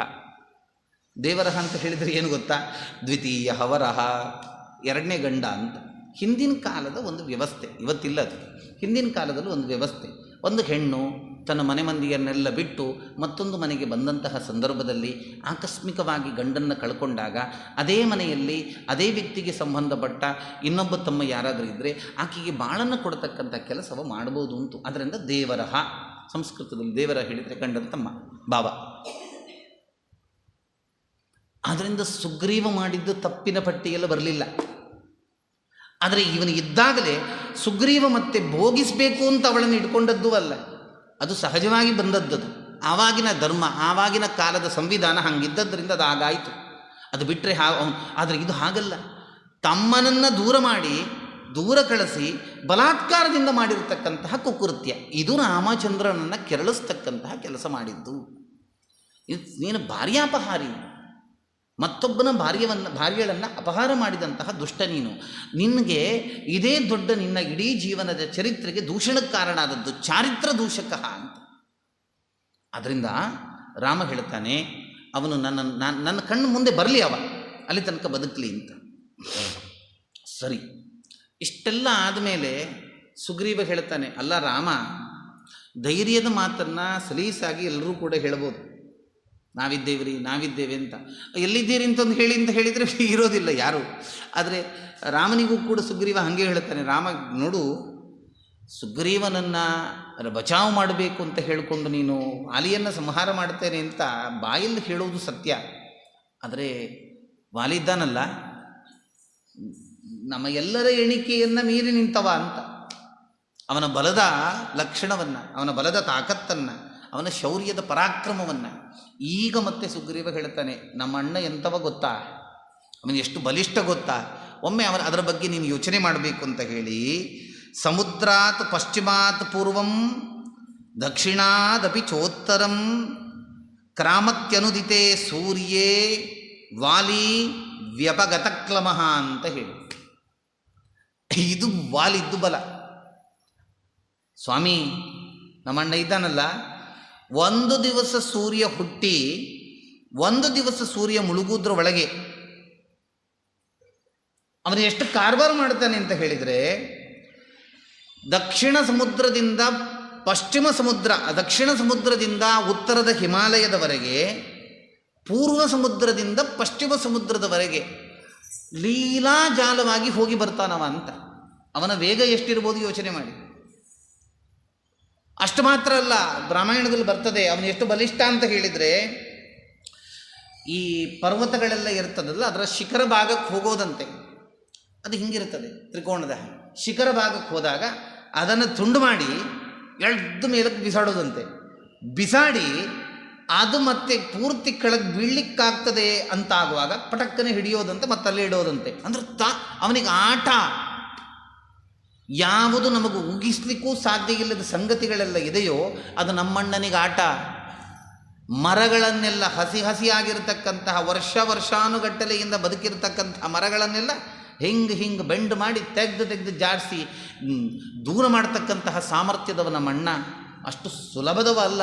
ಅದರಿಂದ ರಾಮಚಂದ್ರ ಇದು ಸುಗ್ರೀವನ ಒಳಗಿನ ಒಂದು ರೀತಿಯ ಆಂತರ್ಯ, ಅದರ ಇಂಗಿತವನ್ನು ಈ ರೀತಿ ಪ್ರಕಟಿಸ್ತಾ ಇದ್ದಾನೆ. ಸುಮ್ಮನೆ ಮಾತು ಕೊಟ್ಟು ಮತ್ತೆ ನಾಳೆ ಆಗೋದಿಲ್ಲ ಅಂತ ಹೇಳಿದರೆ ಕಷ್ಟ, ನಮ್ಮಣ್ಣ ಹೀಗಿದ್ದಾನೆ ಅಂತ. ಅವನಿಗುಂಟಲ್ವಾ, ಸುಗ್ರೀವನಿಗೆ ಏನಾಗಿದೆ ಹೇಳಿದರೆ, ಈ ವಾಲಿಯ ಪೆಟ್ಟು ತಿಂದು ತಿಂದು ತಿಂದು ತಿಂದು ಇದರಿಂದ ಮತ್ತೊಬ್ಬ ಯಾರಾದರೂ ಪುಣ್ಯಾತ್ಮ ರಕ್ಷೆ ಕೊಡ್ಬೋದು ಅನ್ನುವಂಥದ್ದು ಊಗಿಸ್ತಕ್ಕಂತಹ ಆ ಒಂದು ನರವೂ ಕೂಡ ಆ ಪೆಟ್ಟಿನೊಂದಿಗೆ ಒಂದು ರೀತಿ ಡ್ಯಾಮೇಜ್ ಆಗಿದೆಯೋ ಏನೋ ಎಂಬಂತೆ ಅವನ ಮಾತು. ಅವನು ರಾಮಚಂದ್ರನನ್ನೇ ಪರೀಕ್ಷೆ ಮಾಡ್ತಾನವ. ಅದನ್ನು ಆಚಾರ್ಯರು ತಾತ್ಪರ್ಯ ನಿರ್ಣಯದಲ್ಲಿ ಬಹಳ ಚೆನ್ನಾಗಿ ರಾಮಚಂದ್ರನನ್ನೇ ಪರೀಕ್ಷೆ ಮಾಡ್ತಾನೆ. ನಮ್ಮಣ್ಣ ಹಿಂಗೆ ಮಾಡ್ತಾ ಇದ್ದ ನೋಡು, ನೀನೇನು ಮಾಡ್ತೀನಿ ನೋಡುವ ಹೇಳು. ನಮ್ಮಣ್ಣ ಇಷ್ಟು ಮರಗಳನ್ನು ಹೀಗೆಲ್ಲ ಅದನ್ನು ತುಂಡು ಮಾಡ್ತಾ ಇದ್ದ, ನೀನೇನು ಮಾಡ್ತೀವಿ ಹೇಳು ಅಂತ ಹೇಳಿ ರಾಮಚಂದ್ರನನ್ನೇ ಪರೀಕ್ಷೆಗೆ ಒಡ್ಡಿದಂಥವ. ಅವನಿಗಂದರೆ ಒಳಗೆ ಅಷ್ಟು ಸಂಶಯ ಅನ್ನುವಂಥದ್ದು ಭಯದ ರೂಪದಲ್ಲಿ ಬಂದು ಕೂತು ಬಿಟ್ಟಿದೆ. ಆದ್ದರಿಂದ ಯುದ್ಧೇ ಪ್ರಾಣಹರೇ ತಸ್ಮಿನ್ ನಿಷ್ಪಿಷ್ಟೋ ದುಂದುಬಿಸ್ತದ ಪಪಾತ ಚ ಮಹಾಕಾಯ ಕ್ಷಿತೌ ಪಂಚತ್ವಮಾಗತಃ ಅಂತ ಹೇಳಿ ಈ ಒಂದು ಮಾತನ್ನು ಹೇಳ್ತಾನೆ ಸುಗ್ರೀವ ರಾಮನಿಗೆ. ಒಂದು ದುಂದುಬಿಯ ಕಥೆಯನ್ನು ಹೇಳ್ತಾನೆ. ಇದೊಂದು ಸ್ವಾರಸ್ಯ. ಇದು ವಾಲಿಯ ಬಲಕ್ಕೆ ಪರಾಕ್ರಮಕ್ಕೆ ಹೇಳಿರ್ತಕ್ಕಂತಹ ಕಥೆ. ಉದುಂದುಬಿ ಅಂತ ಒಬ್ಬ ಇದ್ದ. ಅವನಿಗೆ ಬಲದ ಮದ, ಯುದ್ಧ ಮಾಡಬೇಕು, ಜಗಳ ಮಾಡಬೇಕು ಅನ್ನುವಂಥದ್ದು ಒಂದು ಮದ ಅವನಿಗೆ. ಅವನೊಂದು ಸರ್ತಿ ಏನು ಮಾಡ್ತಾನೆ ಹೇಳಿದರೆ, ಒಂದು ಸರಿಯಾಗಿರ್ತಕ್ಕಂತಹ ಎದುರಾಳಿ ಸಿಗಬೇಕು ಅಂತ ಹೇಳಿ ಸಮುದ್ರಕ್ಕೆ ಹೋಗಿ ಕೇಳ್ತಾನಂತೆ ವರುಣನ ಹತ್ರ. ಯುದ್ಧ ಮಾಡಬೇಕು ಅಂತ ನನಗೆ ಇಚ್ಛೆಯಾಗಿದೆ, ಬಾ ಯುದ್ಧ ಮಾಡುವ ಅಂತ. ಅವನು ಇವನು ಬಂದದ್ದನ್ನು ನೋಡಿ ಹೇಳ್ತಾನೆ, ಅಯ್ಯೋ ನಮಗೆಲ್ಲ ಯುದ್ಧ ಆಗೋದಿಲ್ಲಪ್ಪ. ನಿನ್ನೊಡನೆ ಯುದ್ಧ ಮಾಡಬೇಕಿದ್ರೆ ಅಂಥದ್ದೇ ಗಂಭೀರದ ವ್ಯಕ್ತಿತ್ವ ಬೇಕು. ಆದ್ದರಿಂದ ನೀನು ಹೋಗು, ಉತ್ತರದಲ್ಲಿ ಹಿಮಾಲಯ ಪರ್ವತ ಇದೆ, ಆ ಹಿಮಾಲಯನ ಹತ್ರ ಹೋಗಿ ಕೇಳು ಯುದ್ಧ ಮಾಡಲಿಕ್ಕೆ ಬರ್ತೀಯಾ ಅಂತ. ನಿನ್ನ ಸಾಮರ್ಥ್ಯಕ್ಕೆ ಸರಿಯಾಗಿರ್ತಕ್ಕಂಥ ವ್ಯಕ್ತಿಯವ. ಅದರಿಂದ ಅವನು ನಿನ್ನೊಡನೆ ಯುದ್ಧ ಮಾಡಿದರೆ ಒಂದು ಸ್ಪರ್ಧೆ ಒಂದು ಸರಿಯಾಗಿ ಆಗ್ತದೆ, ಪ್ರತಿಸ್ಪರ್ಧಿಯು ಹಾಗೆ ಇದ್ದಾನೆ ಅನ್ನುವಂತಹ ಭಾವ ಹುಟ್ಟಲಿಕ್ಕೆ ಸಾಧ್ಯ. ಆದ್ದರಿಂದ ಹಿಮಾಲಯದ ಹತ್ರ ಹೋಗಿ ಯುದ್ಧ ಕೇಳು. ಈ ದುಂದುಬಿ ಏನು ಮಾಡ್ತಾನೆ, ಹಿಮಾಲಯದ ಹತ್ರ ಹೋಗ್ತಾನೆ. ಹಿಮಾಲಯದ ಹತ್ರ ಹೋಗಿ ಹಿಮಾಲಯವನ್ನು ಕರೀತಾನೆ. ತನ್ನ ಘೋರಾಗಿರ್ತಕ್ಕಂತಹ ಸ್ವರದಿಂದ ಅವನನ್ನು ಕೂಡ ಕರೆಯುವಂಥದ್ದಾಯಿತು. ಹಿಮಾಲಯ ಮೂರ್ತಿ ರೂಪವನ್ನು ತಾಳ್ಕೊಂಡು ಬಂದು ಕೇಳಿದ, ಏನಪ್ಪ ಏನು ಕತೆ? ಅದೊಂದು ಬಿ ಹೇಳ್ತಾನೆ, ಯುದ್ಧದ ತುರಿಕೆ ಕೈಗಳಿಗೆ ಬಂದು ಕೂತು ಬಿಟ್ಟಿದೆ, ಬಾ ಯುದ್ಧ ಮಾಡುವ. ಹಿಮಾಲಯ ಹೇಳ್ತಾನೆ, ಅಯ್ಯೋ ನಮಗೆಲ್ಲ ಅದರಲ್ಲೆಲ್ಲ ಇಂಟ್ರೆಸ್ಟ್ ಇಲ್ಲಪ್ಪ, ಮತ್ತು ನಿನಗೆ ಸರಿಯಾಗಿರುವವ ನಾನಲ್ಲ, ನಿನಗೆ ಮಿಸ್ ಯಾರೋ ಗೈಡ್ ಮಾಡಿದ್ದಾರೆ, ಅದರಿಂದ ನಾನಲ್ಲ ನಿನಗೆ ಸರಿಯಾಗಿರ್ತಕ್ಕಂಥ ವ್ಯಕ್ತಿ. ನಿನಗೆ ನಿಜವಾಗಿ ಯುದ್ಧ ಮಾಡಬೇಕು ಅಂತಗಿದ್ದರೆ ನಿನಗೆ ಆ ಪ್ರತಿಸ್ಪರ್ಧಿಯನ್ನು ತಿಳಿಸಬಲ್ಲೆ, ನಾನು ಹೇಳಬಲ್ಲೆ ಅಂತ ಹೇಳ್ತಾನೆ.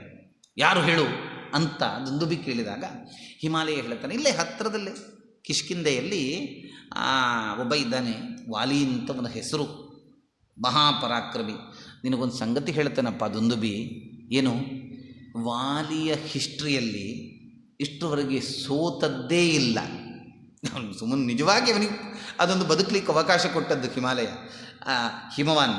ಆದರೆ ಅದನ್ನು ಅರ್ಥ ಮಾಡಿಕೊಳ್ಳಿಲ್ಲ. ರಾಕ್ಷಸರ ಹಂಗೆ ಬಿಡಿ, ಏನೇನೋ ಅರ್ಥ ಮಾಡ್ಕೊಳ್ತಾರೆ.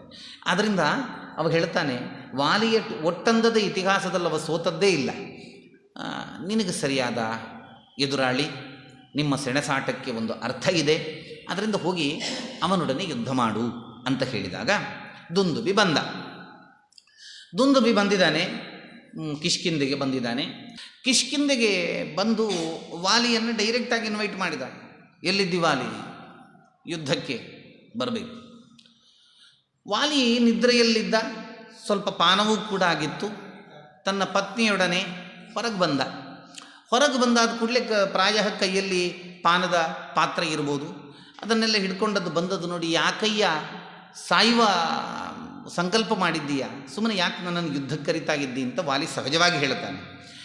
ದುಂದುಬಿ ಹೇಳ್ತಾನೆ, ನನಗಲ್ಲ ಸಾಯುವ ಕಾಲ ಬಂದದ್ದು ನಿನಗೆ. ಅದರಿಂದ ದುಂದುಬಿ ಹೇಳ್ತಕ್ಕಂಥ ಮಾತೇನು ಗೊತ್ತಾ, ನಿನಗೆ ಸ್ವಲ್ಪ ಟೈಮ್ ಕೊಟ್ಟಿದ್ದೇನೆ. ಯಾಕೆ?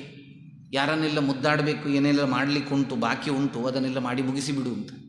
ಬಂಧುಗಳಿಗೆಲ್ಲ ವಿಚಾರ, ಅವರ ಹತ್ರ ಎಲ್ಲ ಮಾತನಾಡೋದು, ಕೊನೆಯ ಮಾತು ಏನಾದರೂ ಇದ್ದರೆ ನಿಂದು ಅದನ್ನು ಮುಗಿಸಿಬಿಡು. ಯಾಕೆ? ನಾಳೆ ಸಿಗೋದಿಲ್ಲ ಯಾರು. ನನ್ನೊಡನೆ ಯುದ್ಧಕ್ಕೆ ನೀನು ಬಂದದ್ದು ಹೌದಾದರೆ ನಾಳೆ ನಿನಗೆ ಯಾವ ಬಂಧುಗಳು ಕೂಡ ಸಿಗೋದಿಲ್ಲ. ಆದ್ದರಿಂದ ಇವತ್ತು ನಿನ್ನ ಕೊನೆಯ ದಿನ, ಇವತ್ತು ನಿನ್ನ ಕೊನೆಯ ರಾತ್ರಿ, ಅದರಿಂದ ಯುದ್ಧಕ್ಕೆ ಬರಬೇಕು.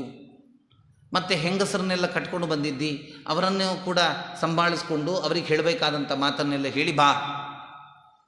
ಅವರೊಡನೆ ಇದ್ದುಕೊಂಡು ಯುದ್ಧ ಎಲ್ಲ ಮಾಡುವಂಥದ್ದು ನನಗೆ ಸರಿಯಾಗೋದಿಲ್ಲ ಅಂತ ಇಲ್ಲ. ಒಂದಷ್ಟು ತನ್ನ ಬಗ್ಗೆ ಹೊಗಳಿಕೆಯ ಮಾತು, ಅವನ ಬಗ್ಗೆ ತೆಗಳಿಕೆಯ ಮಾತು, ದುಂದುಬಿ ಇಷ್ಟೆಲ್ಲ ಹೇಳಿ ಆದಮೇಲೆ ವಾಲಿ ಹೇಳ್ತಾನೆ, ಆಯ್ತು ಹಾಗಿದ್ರೆ ನೋಡು, ಯಾರದ್ದು ಏನು ಕತೆ ಅಂತ ಹೇಳ್ಕೊಂಡು ನೋಡುವ ಅಂತ ಹೇಳಿ ತನ್ನ ಧರ್ಮಪತ್ನಿಯನ್ನು, ತನ್ನ ಹೆಂಡತಿಯರನ್ನೆಲ್ಲ ಒಳಗೆ ಕಳಿಸಿ ಯುದ್ಧ ಪ್ರಾರಂಭ ಆಗ್ತದೆ. ದುಂದುಬಿಯು ಸಾಮಾನ್ಯದವಲ್ಲ, 10,000 ಆನೆಯ ಬಲ ಇತ್ತಂತೆ ದುಂದುಬಿಗೆ. 10,000 ಆನೆಯ ಬಲ, ಅಂಥ ಪ್ರಬಲ, ಅಂಥ ಬಲಿಷ್ಠನಾಗಿರ್ತಕ್ಕಂತಹ ದುಂದುಬಿ. ಅವನು ಮಹಿಷನ ರೂಪದಲ್ಲಿದ್ದವ ಅಂತ ಹೇಳ್ತದೆ ರಾಮಾಯಣ. ಮಹಿಷನ ಕೋಣದ ರೂಪದಲ್ಲಿದ್ದವ ಅವನು. ಯುದ್ಧಕ್ಕೆ ಬಂದ. ಯುದ್ಧ ಪ್ರಾರಂಭ ಆಯಿತು. ಯುದ್ಧ ಪ್ರಾರಂಭ ಆದಾಗ ಯುದ್ಧೇ ಪ್ರಾಣಹರೇ ತಸ್ಮಿನ್ ನಿಷ್ಪಿಷ್ಟೋ ದುಂದುಬಿಸ್ತದಾ ಪಪಾತ ಚ ಮಹಾಕಾಯ ಕ್ಷಿತೌ ಪಂಚತ್ವಮಾಗತಃ. ಇದು ದುಂದುಬಿ ಹೇಳ್ತಕ್ಕಂಥ ಮಾತು, ಸುಗ್ರೀವ ಹೇಳ್ತಕ್ಕಂಥ ಮಾತು ರಾಮನಿಗೆ. ಆಯ್ತಲ್ಲ, ಯುದ್ಧ ಆಯ್ತಲ್ಲ, ಗಲಾಟೆ ಆಯ್ತಲ್ಲ, ಒಂದೇ ಒಂದು ಪೆಟ್ಟು ವಾಲಿ ಕೊಟ್ಟದ್ದು. ವಾಲಿಯಿಂದ ಒಂದೇ ಒಂದು ಪೆಟ್ಟು ದುಂದುಬಿಗೆ ಬಿದ್ದದ್ದು. ಆ ಬಿದ್ದ ಪೆಟ್ಟು ಹೆಂಗಿತ್ತು ಅಂತ ಹೇಳಿದರೆ, ಬಿದ್ದಂತಹ ದುಂದುಬಿಯ ಕಿವಿಯಿಂದ ರಕ್ತಗಳು ಮತ್ತೆ ಹೊರಗೆ ಬರಲಿಕ್ಕೆ ಪ್ರಾರಂಭ ಆಯ್ತಂತೆ. ಮತ್ತೆ ಹೆಂಗೋ ಸಂಭಾಳಿಸ್ಕೊಂಡು ಎದ್ದಾದ ಮೇಲೆ ಪುನಃ ಯುದ್ಧ ಪ್ರಾರಂಭ ಆಗ್ತದೆ. ಯುದ್ಧ ಪ್ರಾರಂಭ ಆದ ಮೇಲೆ ಹಿಂಗೆ ಮಾಡ್ತಾ ಮಾಡ್ತಾ ಆ ಪ್ರಾಣಹರೇ ತಸ್ಮಿನ್ ನಿಷ್ಪಿಷ್ಟೋ ದುಂದುಬಿಸ್ತತ ಪಪಾತ ಚ ಮಹಾಕಾಯ, ಕೆಳಗೆ ಆ ದೊಡ್ಡದಾಗಿರ್ತಕ್ಕಂತಹ ಶರೀರ ಅನ್ನುವಂಥದ್ದು ಬೀಳ್ತದೆ. ಬಿದ್ದಂತಹ ಆ ಶರೀರ ಮತ್ತು ಏಳೇ ಇಲ್ಲ, ಪಂಚತ್ವಮಾಗುತ್ತೆ, ಸತ್ತೇ ಹೋದ. ಇದು ದೊಡ್ಡ ಸಂಗತಿ ಅಂತ ಹೇಳ್ತಾನೆ ಸುಗ್ರೀವ. ಪ್ರಾಯ ಅವ ನೋಡಿದ್ರಲ್ಲಿ ದೊಡ್ಡ ಸಂಗತಿ. ಯಾಕೆ ಹೇಳಿದರೆ, ಅವನ ಸಾವು ಅನ್ನುವಂಥದ್ದನ್ನು ಯೋಚನೆ ಮಾಡಲಿಕ್ಕೂ ಕೂಡ ಸಾಧ್ಯ ಇಲ್ಲ, ಅಂಥ ಬಲಿಷ್ಠ ಅವ.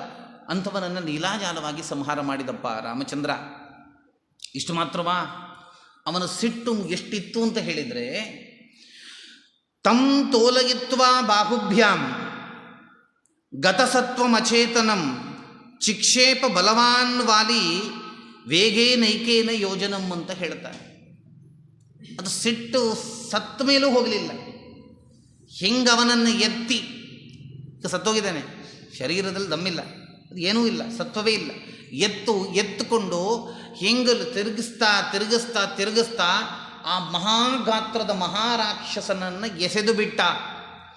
1 ಯೋಜನ ದೂರದಷ್ಟು ದೂರ ಆ ಶರೀರ, ಅವನ ಮೃತ ಶರೀರ ಉಂಟಲ್ಲ, ದುಂದುಬಿಯ ಮೃತ ಶರೀರ ಹೋಗಿ ಬಿದ್ದು ಬಿಟ್ಟಿತು ಅಂತ ಹೇಳ್ತಾನೆ. ಅಂದರೆ 2 ಸಂಗತಿ ಆಯ್ತು. ಈಗ ಆ ಮಹಾ ಅಸುರನ ಸಂಹಾರ ಅದು ಅಸಾಧ್ಯದ ಕಾರ್ಯ ಆಗಿತ್ತು, ಅದನ್ನು ವಾಲಿ ಮಾಡಿದ. ಇದರಲ್ಲೇ ಸಾಬೀತಾಗ್ತದೆ ಅವ ಮಹಾಪರಾಕ್ರಮಿ ಅಂತ.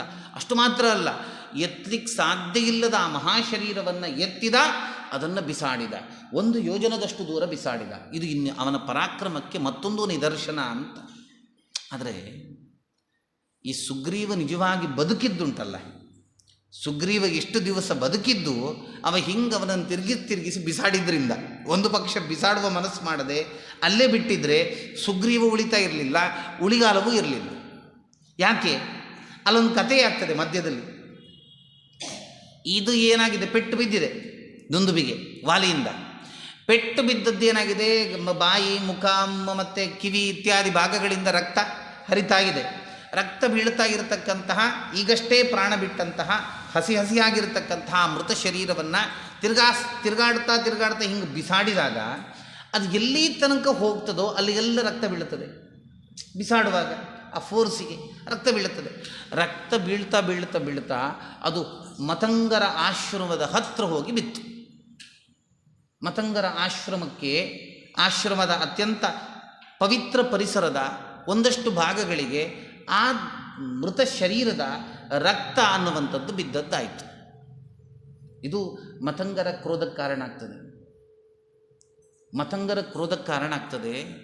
ಇದು ಏನಾಯ್ತಿದು ಅಂತ ಯೋಚನೆ ಮಾಡಿದಾಗ ತಮ್ಮ ತಪಶಕ್ತಿಯಿಂದ ಅರಿತಂತಹ ಮತಂಗರು ಇದು ವಾಲಿಯ ಕೃತ್ಯ ಅನ್ನುವಂಥದ್ದನ್ನು ಅರಿತಾಗ ವಾಲಿಗೆ ಬಹಳ ಘೋರಾಗಿರ್ತಕ್ಕಂತಹ ಶಾಪ ಕೊಟ್ಟುಬಿಟ್ರು.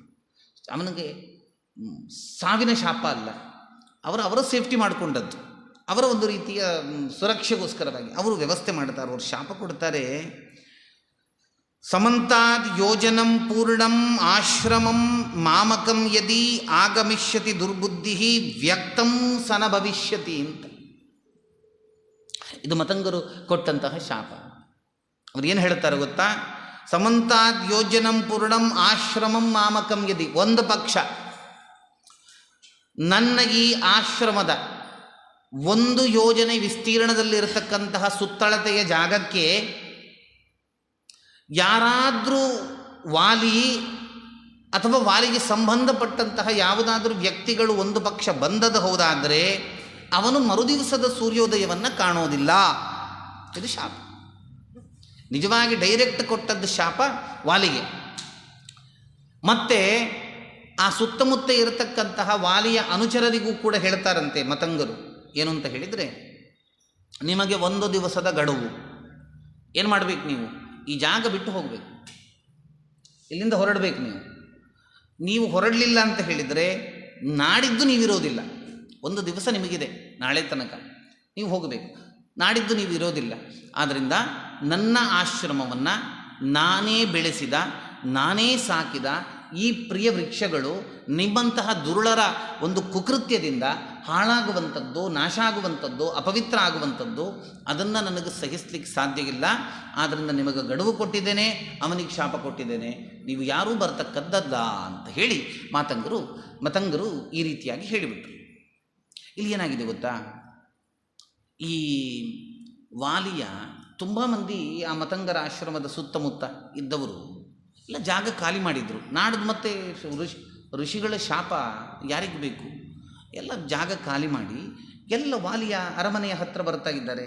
ಎಲ್ಲರೂ ಮತ್ತೆ ಗುಂಪು ಕಟ್ಟಿಕೊಂಡು ತಂಡೋಪತಂಡವಾಗಿ ಬರ್ತಾಗಿದ್ದದ್ದನ್ನು ಕಂಡಂತಹ ವಾಲಿ ಅವರ ಹತ್ರ ಕೇಳ್ತಾನೆ, ಯಾಕ್ರಿ ಆಶ್ರಮದ ಆ ಅತ್ಯಂತ ಶ್ರೇಷ್ಠ ಪರಿಸರವನ್ನು ಬಿಟ್ಟು ಈಚೆ ಕಡೆಗೆ ನಗರಕ್ಕೆ ಯಾಕೆ ಬರ್ತಾಗಿದ್ದೀರಿ, ಈಚೆ ಕಡೆ ಯಾಕೆ ಬರ್ತಾಗಿದ್ದೀರಿ ಅಂತ ಕೇಳಿದಾಗ ಅವರೆಲ್ಲ ಹೇಳ್ತಾರೆ, ಅಯ್ಯೋ ಮತಂಗರು ಹೀಗೆ ಹೇಳಿಬಿಟ್ಟಿದ್ದಾರೆ, ಆದ್ದರಿಂದ ಬದುಕಬೇಕಿದ್ರೆ ಇಲ್ಲಿಗೆ ಬರಬೇಕು, ಬೇರೆ ಜಾಗ ಇಲ್ಲ ಅಂತ. ಆಗ ಅರಿತಂತಹ ಈ ಸಂಗತಿಯನ್ನು ಅರಿತಂತಹ ವಾಲಿ ಮತಂಗರ ಹತ್ರ ಹೋಗ್ತಾನೆ. ಮತಂಗರ ಹತ್ರ ಹೋಗಿ ತಪ್ಪಾಯಿತು ಅಂತ ಕೇಳ್ತಾನೆ. ಅವರ ಕ್ಷಮೆಯನ್ನು ಯಾಚಿಸಿದ. ನಮಗೆ ಬಹಳ ಖುಷಿ ಕೊಡುವಂಥ ಸಂಗತಿ ಏನು ಗೊತ್ತಾ? ನೀವು ಪುರಾಣದಲ್ಲಾಗಿರ್ಬೋದು, ರಾಮಾಯಣದಲ್ಲಾಗಿರ್ಬೋದು, ಮಹಾಭಾರತದಲ್ಲಾಗಿರ್ಬೋದು, ಅಥವಾ ಬೇಕಾದಷ್ಟು ಇನ್ನಿತರ ಕಥೆಗಳಲ್ಲಿ ಹೈ ರೆಸ್ಪೆಕ್ಟು ಒಂದು ಬ್ರಾಹ್ಮಣನಿಗೆ ಸಿಗ್ತಾ ಇತ್ತು ನೋಡಿ. ಆದರೆ ಆ ಬ್ರಾಹ್ಮಣ ನಿಜವಾಗಿ ತಪಸ್ವಿ ಆಗಿದ್ದ. ವಾಲಿ ಎಂಥ ಬಲಿಷ್ಠ ಅಂತ ಹೇಳಿದರೆ ನಿಮಗೆ ಈಗಷ್ಟೇ ಹೇಳಿದ್ದದನ್ನು. ದುಂದುಬಿಯಂತಹ ಅಸುರನನ್ನು ಲೀಲಾಜಾಲವಾಗಿ ಸಂಹಾರ ಮಾಡಿದ್ದಾನೆ. ಆದರೆ ಶಾಪ ಕೊಟ್ಟಂತಹ ಮುನಿಯ ಹತ್ರ ಹೋಗಿ ಕಾಲು ಮುಟ್ಟಿ ಕ್ಷಮೆ ಕೇಳುತ್ತಾನೆ. ತಪ್ಪಾಯ್ತು ಸ್ವಾಮಿ ನನ್ನಿಂದ ಅಂತ. ತಪ್ಪಾಗಿದೆ, ತಪ್ಪಾಯಿತು ಅಂತ ಕೇಳ್ತಾನೆ. ಅವನ ಆ ಪೌರುಷವನ್ನು ಈ ವ್ಯಕ್ತಿಯ ಮುಂದೆ ತೋರಿಸ್ತಿಲ್ಲ. ಯಾಕೆ ಗೊತ್ತಾ? ಆಗ ಅದು ವಾನರದ ಒಂದು ರೀತಿಯ ಪಂಗಡ ಆಗಿರ್ಬೋದು, ಅದು ರಾಕ್ಷಸರು ಬೇಕಿದ್ದರೆ ಪಂಗಡ ಏನು ಬೇಕಿದ್ರೆ ಆಗಿರಲಿ, ನಿಮಗೆ ಅವರಿಗೆ ಆವಾಗ ಒಂದು ಅರಿವಾಗಿತ್ತು ಏನು ಅಂತ ಹೇಳಿದರೆ, ಕ್ಷಾತ್ರಬಲಕ್ಕಿಂತ ಬ್ರಹ್ಮಬಲ ಅನ್ನುವಂಥದ್ದು ಯಾವತ್ತೂ ದುಡ್ದು ಅನ್ನುವಂಥದ್ದು ಅವರಿಗೆ ಗೊತ್ತಿತ್ತದು. ಕ್ಷಾತ್ರಬಲಕ್ಕೆ ಬಲ ಕೊಡುವಂಥದ್ದು ಬ್ರಹ್ಮಬಲ ಅಂತ, ಬ್ರಹ್ಮ ತೇಜಸ್ಸು ಅಂತ. ಇದು ವಾಲಿ ಹೋಗಿ ನಮಸ್ಕಾರ ಮಾಡಲಿಕ್ಕೆ ಕಾರಣ. ತಪ್ಪಾಯಿತು ಅಂತ ಕೇಳ್ತಾನೆ. ಆದರೆ ಅವನನ್ನು ಗಮನಿಸಲೇ ಇಲ್ಲ ಅಂತೆ ಮತಂಗರು. ಶಾಪ ಕೊಟ್ಟಾಗಿದೆ, ಇನ್ನೇನು ಎಕ್ಸ್ಕ್ಯೂಸ್ ಇಲ್ಲ, ನಡಿ ನಡಿ ಅಂತ ಹೇಳುವ ರೀತಿಯಲ್ಲಿ ಆಶ್ರಮದ ಒಳಗೆ ಮತಂಗರು ಹೊರಟೇ ಹೋದರು. ಅಂದರೆ ಏನಾಯಿತು ಹೇಳಿ? ಶಾಪ ಸ್ಟಿಲ್ ಕಂಟಿನ್ಯೂ, ಅದು ಇನ್ನೂ ಕೂಡ ಮುಂದಕ್ಕೆ ಹೋಗ್ತಾ ಇದೆ. ಆ ಕಾರಣದಿಂದ ಈ ಮತಂಗರ ಆಶ್ರಮದ ಕಡೆಗೆ ತಲೆ ಹಾಕಲಿಲ್ಲಂತೆ ವಾಲಿ. ಅದನ್ನು ಕಂಪ್ಲೀಟಾಗಿ ಮರೆತೇ ಬಿಟ್ಟವನಂತೆ ಬದುಕಿದ. ಆದ್ದರಿಂದ ಸುಗ್ರೀವನಿಗೆ ಬದುಕಲಿಕ್ಕೆ ಕಾರಣ ಆಯಿತು. ಅದೊಂದು ಡಿವೈನ್ ಪ್ಲ್ಯಾನ್ ಅದು. ಅಷ್ಟಾಗಲಿಲ್ಲ ಅಂತ ಹೇಳಿದರೆ ಸುಗ್ರೀವ ಪಾಪ ಎಲ್ಲಿ ಬದುಕಬೇಕಿತ್ತು? ಅದಕ್ಕೋಸ್ಕರ ಇಂಥದ್ದೊಂದು ಸಂಗತಿ ಅದನ್ನು ಹೇಳ್ತಾನೆ. ಇಷ್ಟಾದಮೇಲೆ ಅವನಿಗೆ ಸುಗ್ರೀವ ಹೇಳ್ತಾನೆ, ಏತದಸ್ಯಾ ಸಮಂ ವೀರ್ಯಂ ಮಯಾ ರಾಮ ಪ್ರಕೀರ್ತಿತಂ ಕಥಂ ತಂ ವಾನರಂ ಹಂತುಂ ಸಮರೇ ಶಿಕ್ಷಸೇ ನೃಪ. ಇದುಂಟಲ್ಲ, ಸುಗ್ರೀವ ರಾಮನ ಹತ್ರ ಕೇಳ್ತಕ್ಕಂಥದ್ದು. ಅಯ್ಯ ರಾಮಚಂದ್ರ, ನಮ್ಮ ಅಣ್ಣನ ಕತೆ ಹೇಳಿದೆಲ್ಲ ಇಷ್ಟು ಹೊತ್ತು ಟೈಮ್ ಪಾಸಿಗೆ ಅಂತ ಎಣಿಸಿದೆಯಾ? ಅಲ್ಲಲ್ಲ, ಮತ್ತೆ ನಮ್ಮ ಅಣ್ಣನ ಬಲದ, ಪೌರುಷದ, ಪರಾಕ್ರಮದ ಅರಿವು ನಿನಗಾಗಲಿ ಅಂತ ಹೇಳಿದ್ದು. ಏತದಸ್ಯಾ ಸಮಂ ವೀರ್ಯಂ ಮಯಾ ರಾಮ ಪ್ರಕೀರ್ತಿತಂ, ನನ್ನ ಅಣ್ಣನ ಅತ್ಯಂತ ವೀರ್ಯವನ್ನು, ಪರಾಕ್ರಮವನ್ನು ನಿನ್ನ ಮುಂದೆ ಹೇಳಿದ್ದೇನೆ. ಕಥಂತಂ ವಾನರಂ ಹಂತುಂ ಸಮರೇ ಶಿಕ್ಷಸೇ ನೃಪ. ಹೆಂಗೆ ಸಾಯಿಸ್ತೀಯೋ ನನ್ನ? ಹೇಗೆ ವಾಲಿಗೆ ಶಿಕ್ಷೆಯನ್ನು ಕೊಡ್ತಿ? ಅವನಿಗೆ ಗೊತ್ತಿಲ್ಲ ರಾಮಚಂದ್ರನ ತಾಕತ್ತೇನು ಅನ್ನುವಂಥದ್ದು, ಸುಗ್ರೀವನಿಗೆ ಗೊತ್ತಿಲ್ಲ. ಅದರಿಂದ ಸಹಜವಾಗಿ ಪ್ರಶ್ನೆ ಮಾಡ್ತಾನೆ. ನಮ್ಮ ಅಣ್ಣನ ಬಲ ಹೇಳಿ ಆಯ್ತಲ್ಲ, ಇದರ ಅರ್ಥ ಏನು ಗೊತ್ತಾ? ಒಳಗಿನ ಇಂಗಿತ ಏನು ಕೇಳಿದರೆ, ನಿನಗೆಷ್ಟು ಬಲ ಉಂಟು ತೋರಿಸು ಅಂತ. ನಮ್ಮ ಅಣ್ಣಂದು ಬಲ ಹೇಳಿ ಆಯ್ತಲ್ಲ, ನಿನಗೆಷ್ಟು ಬಲ ಉಂಟು ತೋರಿಸು. ಆವಾಗ ಲಕ್ಷ್ಮಣ ಕೇಳ್ತಾನೆ, ನಿನಗೆ ನಮ್ಮಣ್ಣ ಏನು ಮಾಡಿದರೆ ಸಮಾಧಾನ ಆಗ್ತದೆ ಹೇಳು.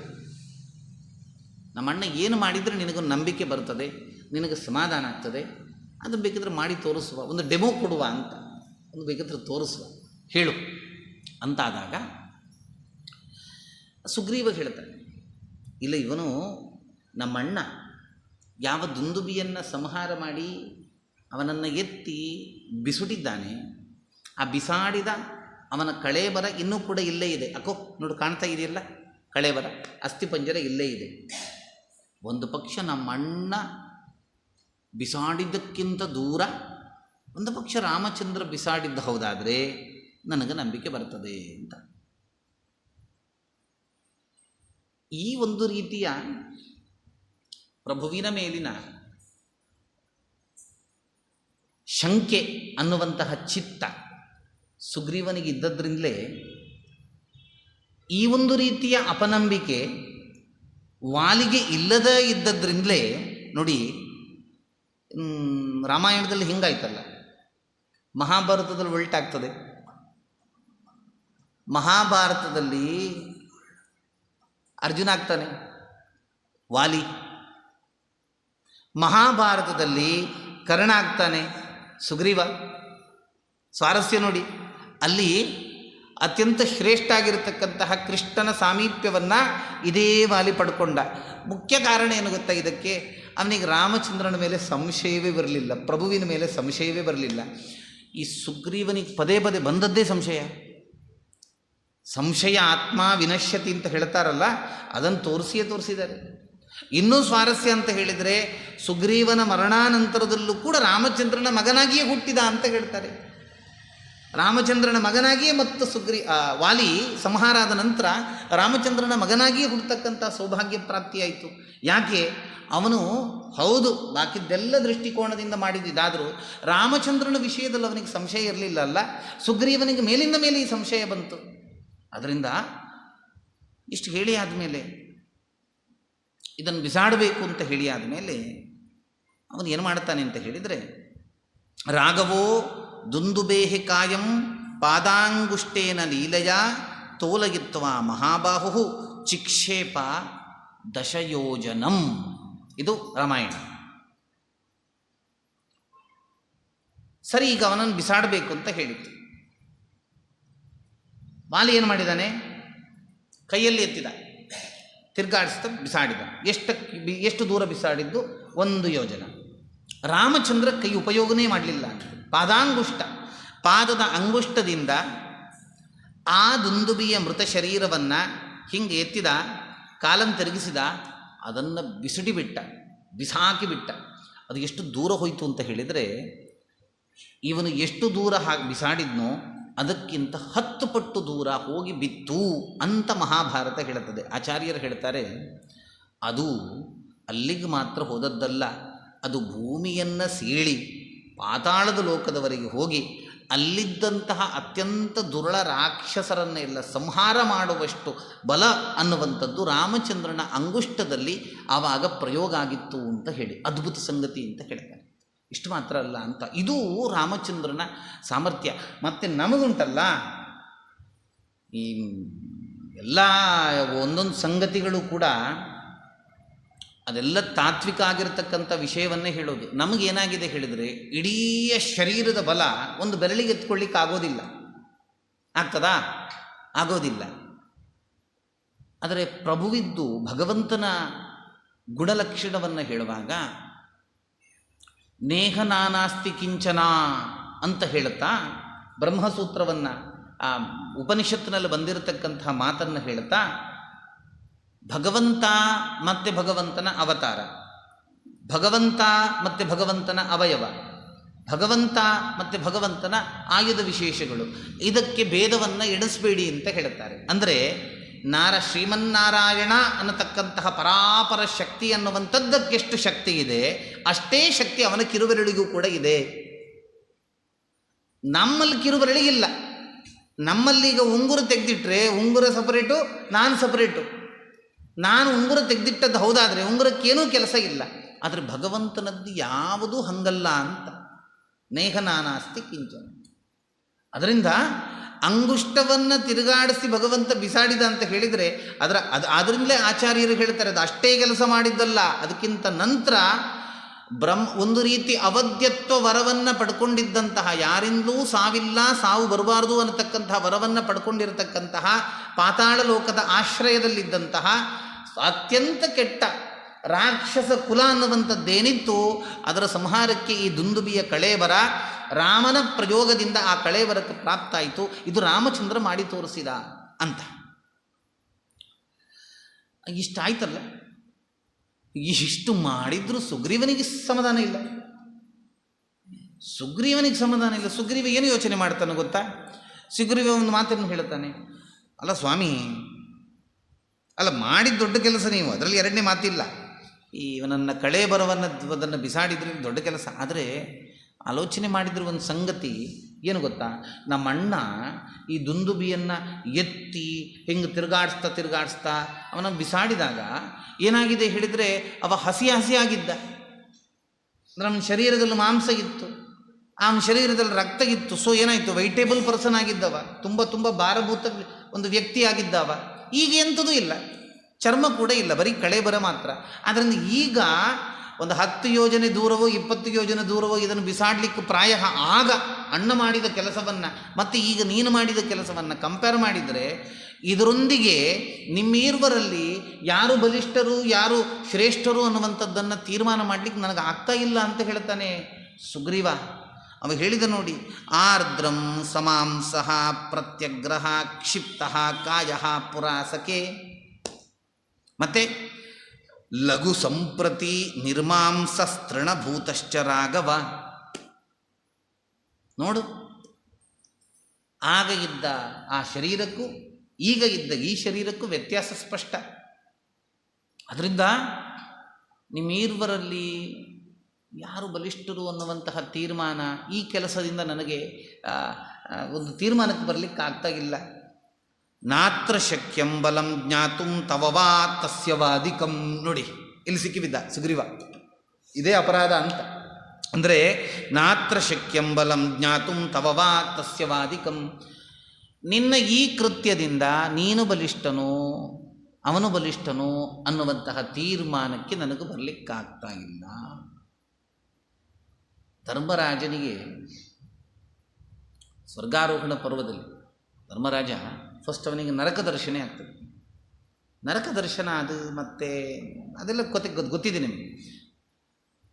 ಇಡೀ ಜೀವಮಾನ ಇಡೀ ಧರ್ಮ ಜೀವನವನ್ನು ನಡೆಸಿದವರಿ ಒಂದು ಚೂರು ಅಧರ್ಮದ ಛಾಯೆ ನೆರಳು ಕೂಡ ಬರಲಿಲ್ಲ ಧರ್ಮರಾಜನಿಗೆ.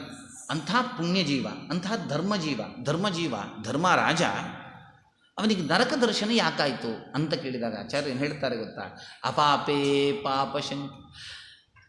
ಕೃಷ್ಣನೇ ಸ್ವಯಂ ಯುದ್ಧ ಮಾಡು ಅನ್ನುವಂತಹ ಮಾತನ್ನು ಹೇಳುವಾಗಲೂ ಕೃಷ್ಣನ ಮಾತಿನಲ್ಲಿ ಶಂಕೆ ವ್ಯಕ್ತಪಡಿಸಿದ್ರಿಂದ ಧರ್ಮರಾಜನಿಗೆ ನರಕ ಸಂದರ್ಶನ ಆಯಿತು. ಕೃಷ್ಣನ ಮಾತಿನಲ್ಲಿ ಅದೇ ಕೃಷ್ಣ ಈಗ ರಾಮ, ಅದೇ ಕೃಷ್ಣ ಈಗ ರಾಮ. ಸುಗ್ರೀವ ಅದೇ ಹೇಳ್ತಾನೆ, ಆಗ ಮಾಡಿದ ಅವನ ಕೆಲಸ, ಈಗ ಮಾಡಿದ ನಿನ್ನ ಕೆಲಸ, ಇದರಿಂದ ನನಗೆ ತೀರ್ಮಾನಕ್ಕೆ ಬರಲಿಕ್ಕೆ ಆಗ್ತಾ ಇಲ್ಲ. ಯಾರು ನಿರ್ಬಲರು ಯಾರು ಪ್ರಬಲರು ಇದರ ತೀರ್ಮಾನಕ್ಕೆ ನನಗೆ ಕಷ್ಟ ಆಗ್ತಾಗಿದೆ ಅಂತ ಹೇಳ್ತಾ ಮುಂದಕ್ಕೊಂದು ಹೊಸದಾಗಿರ್ತಕ್ಕಂತಹ ರೀತಿಯಲ್ಲಿ ನಿನ್ನ ಸಾಮರ್ಥ್ಯವನ್ನು ನೀನು ಪ್ರಕಟಿಸಬೇಕು ಅಂತ ಕೇಳುವಂಥದ್ದಾಗ್ತದೆ.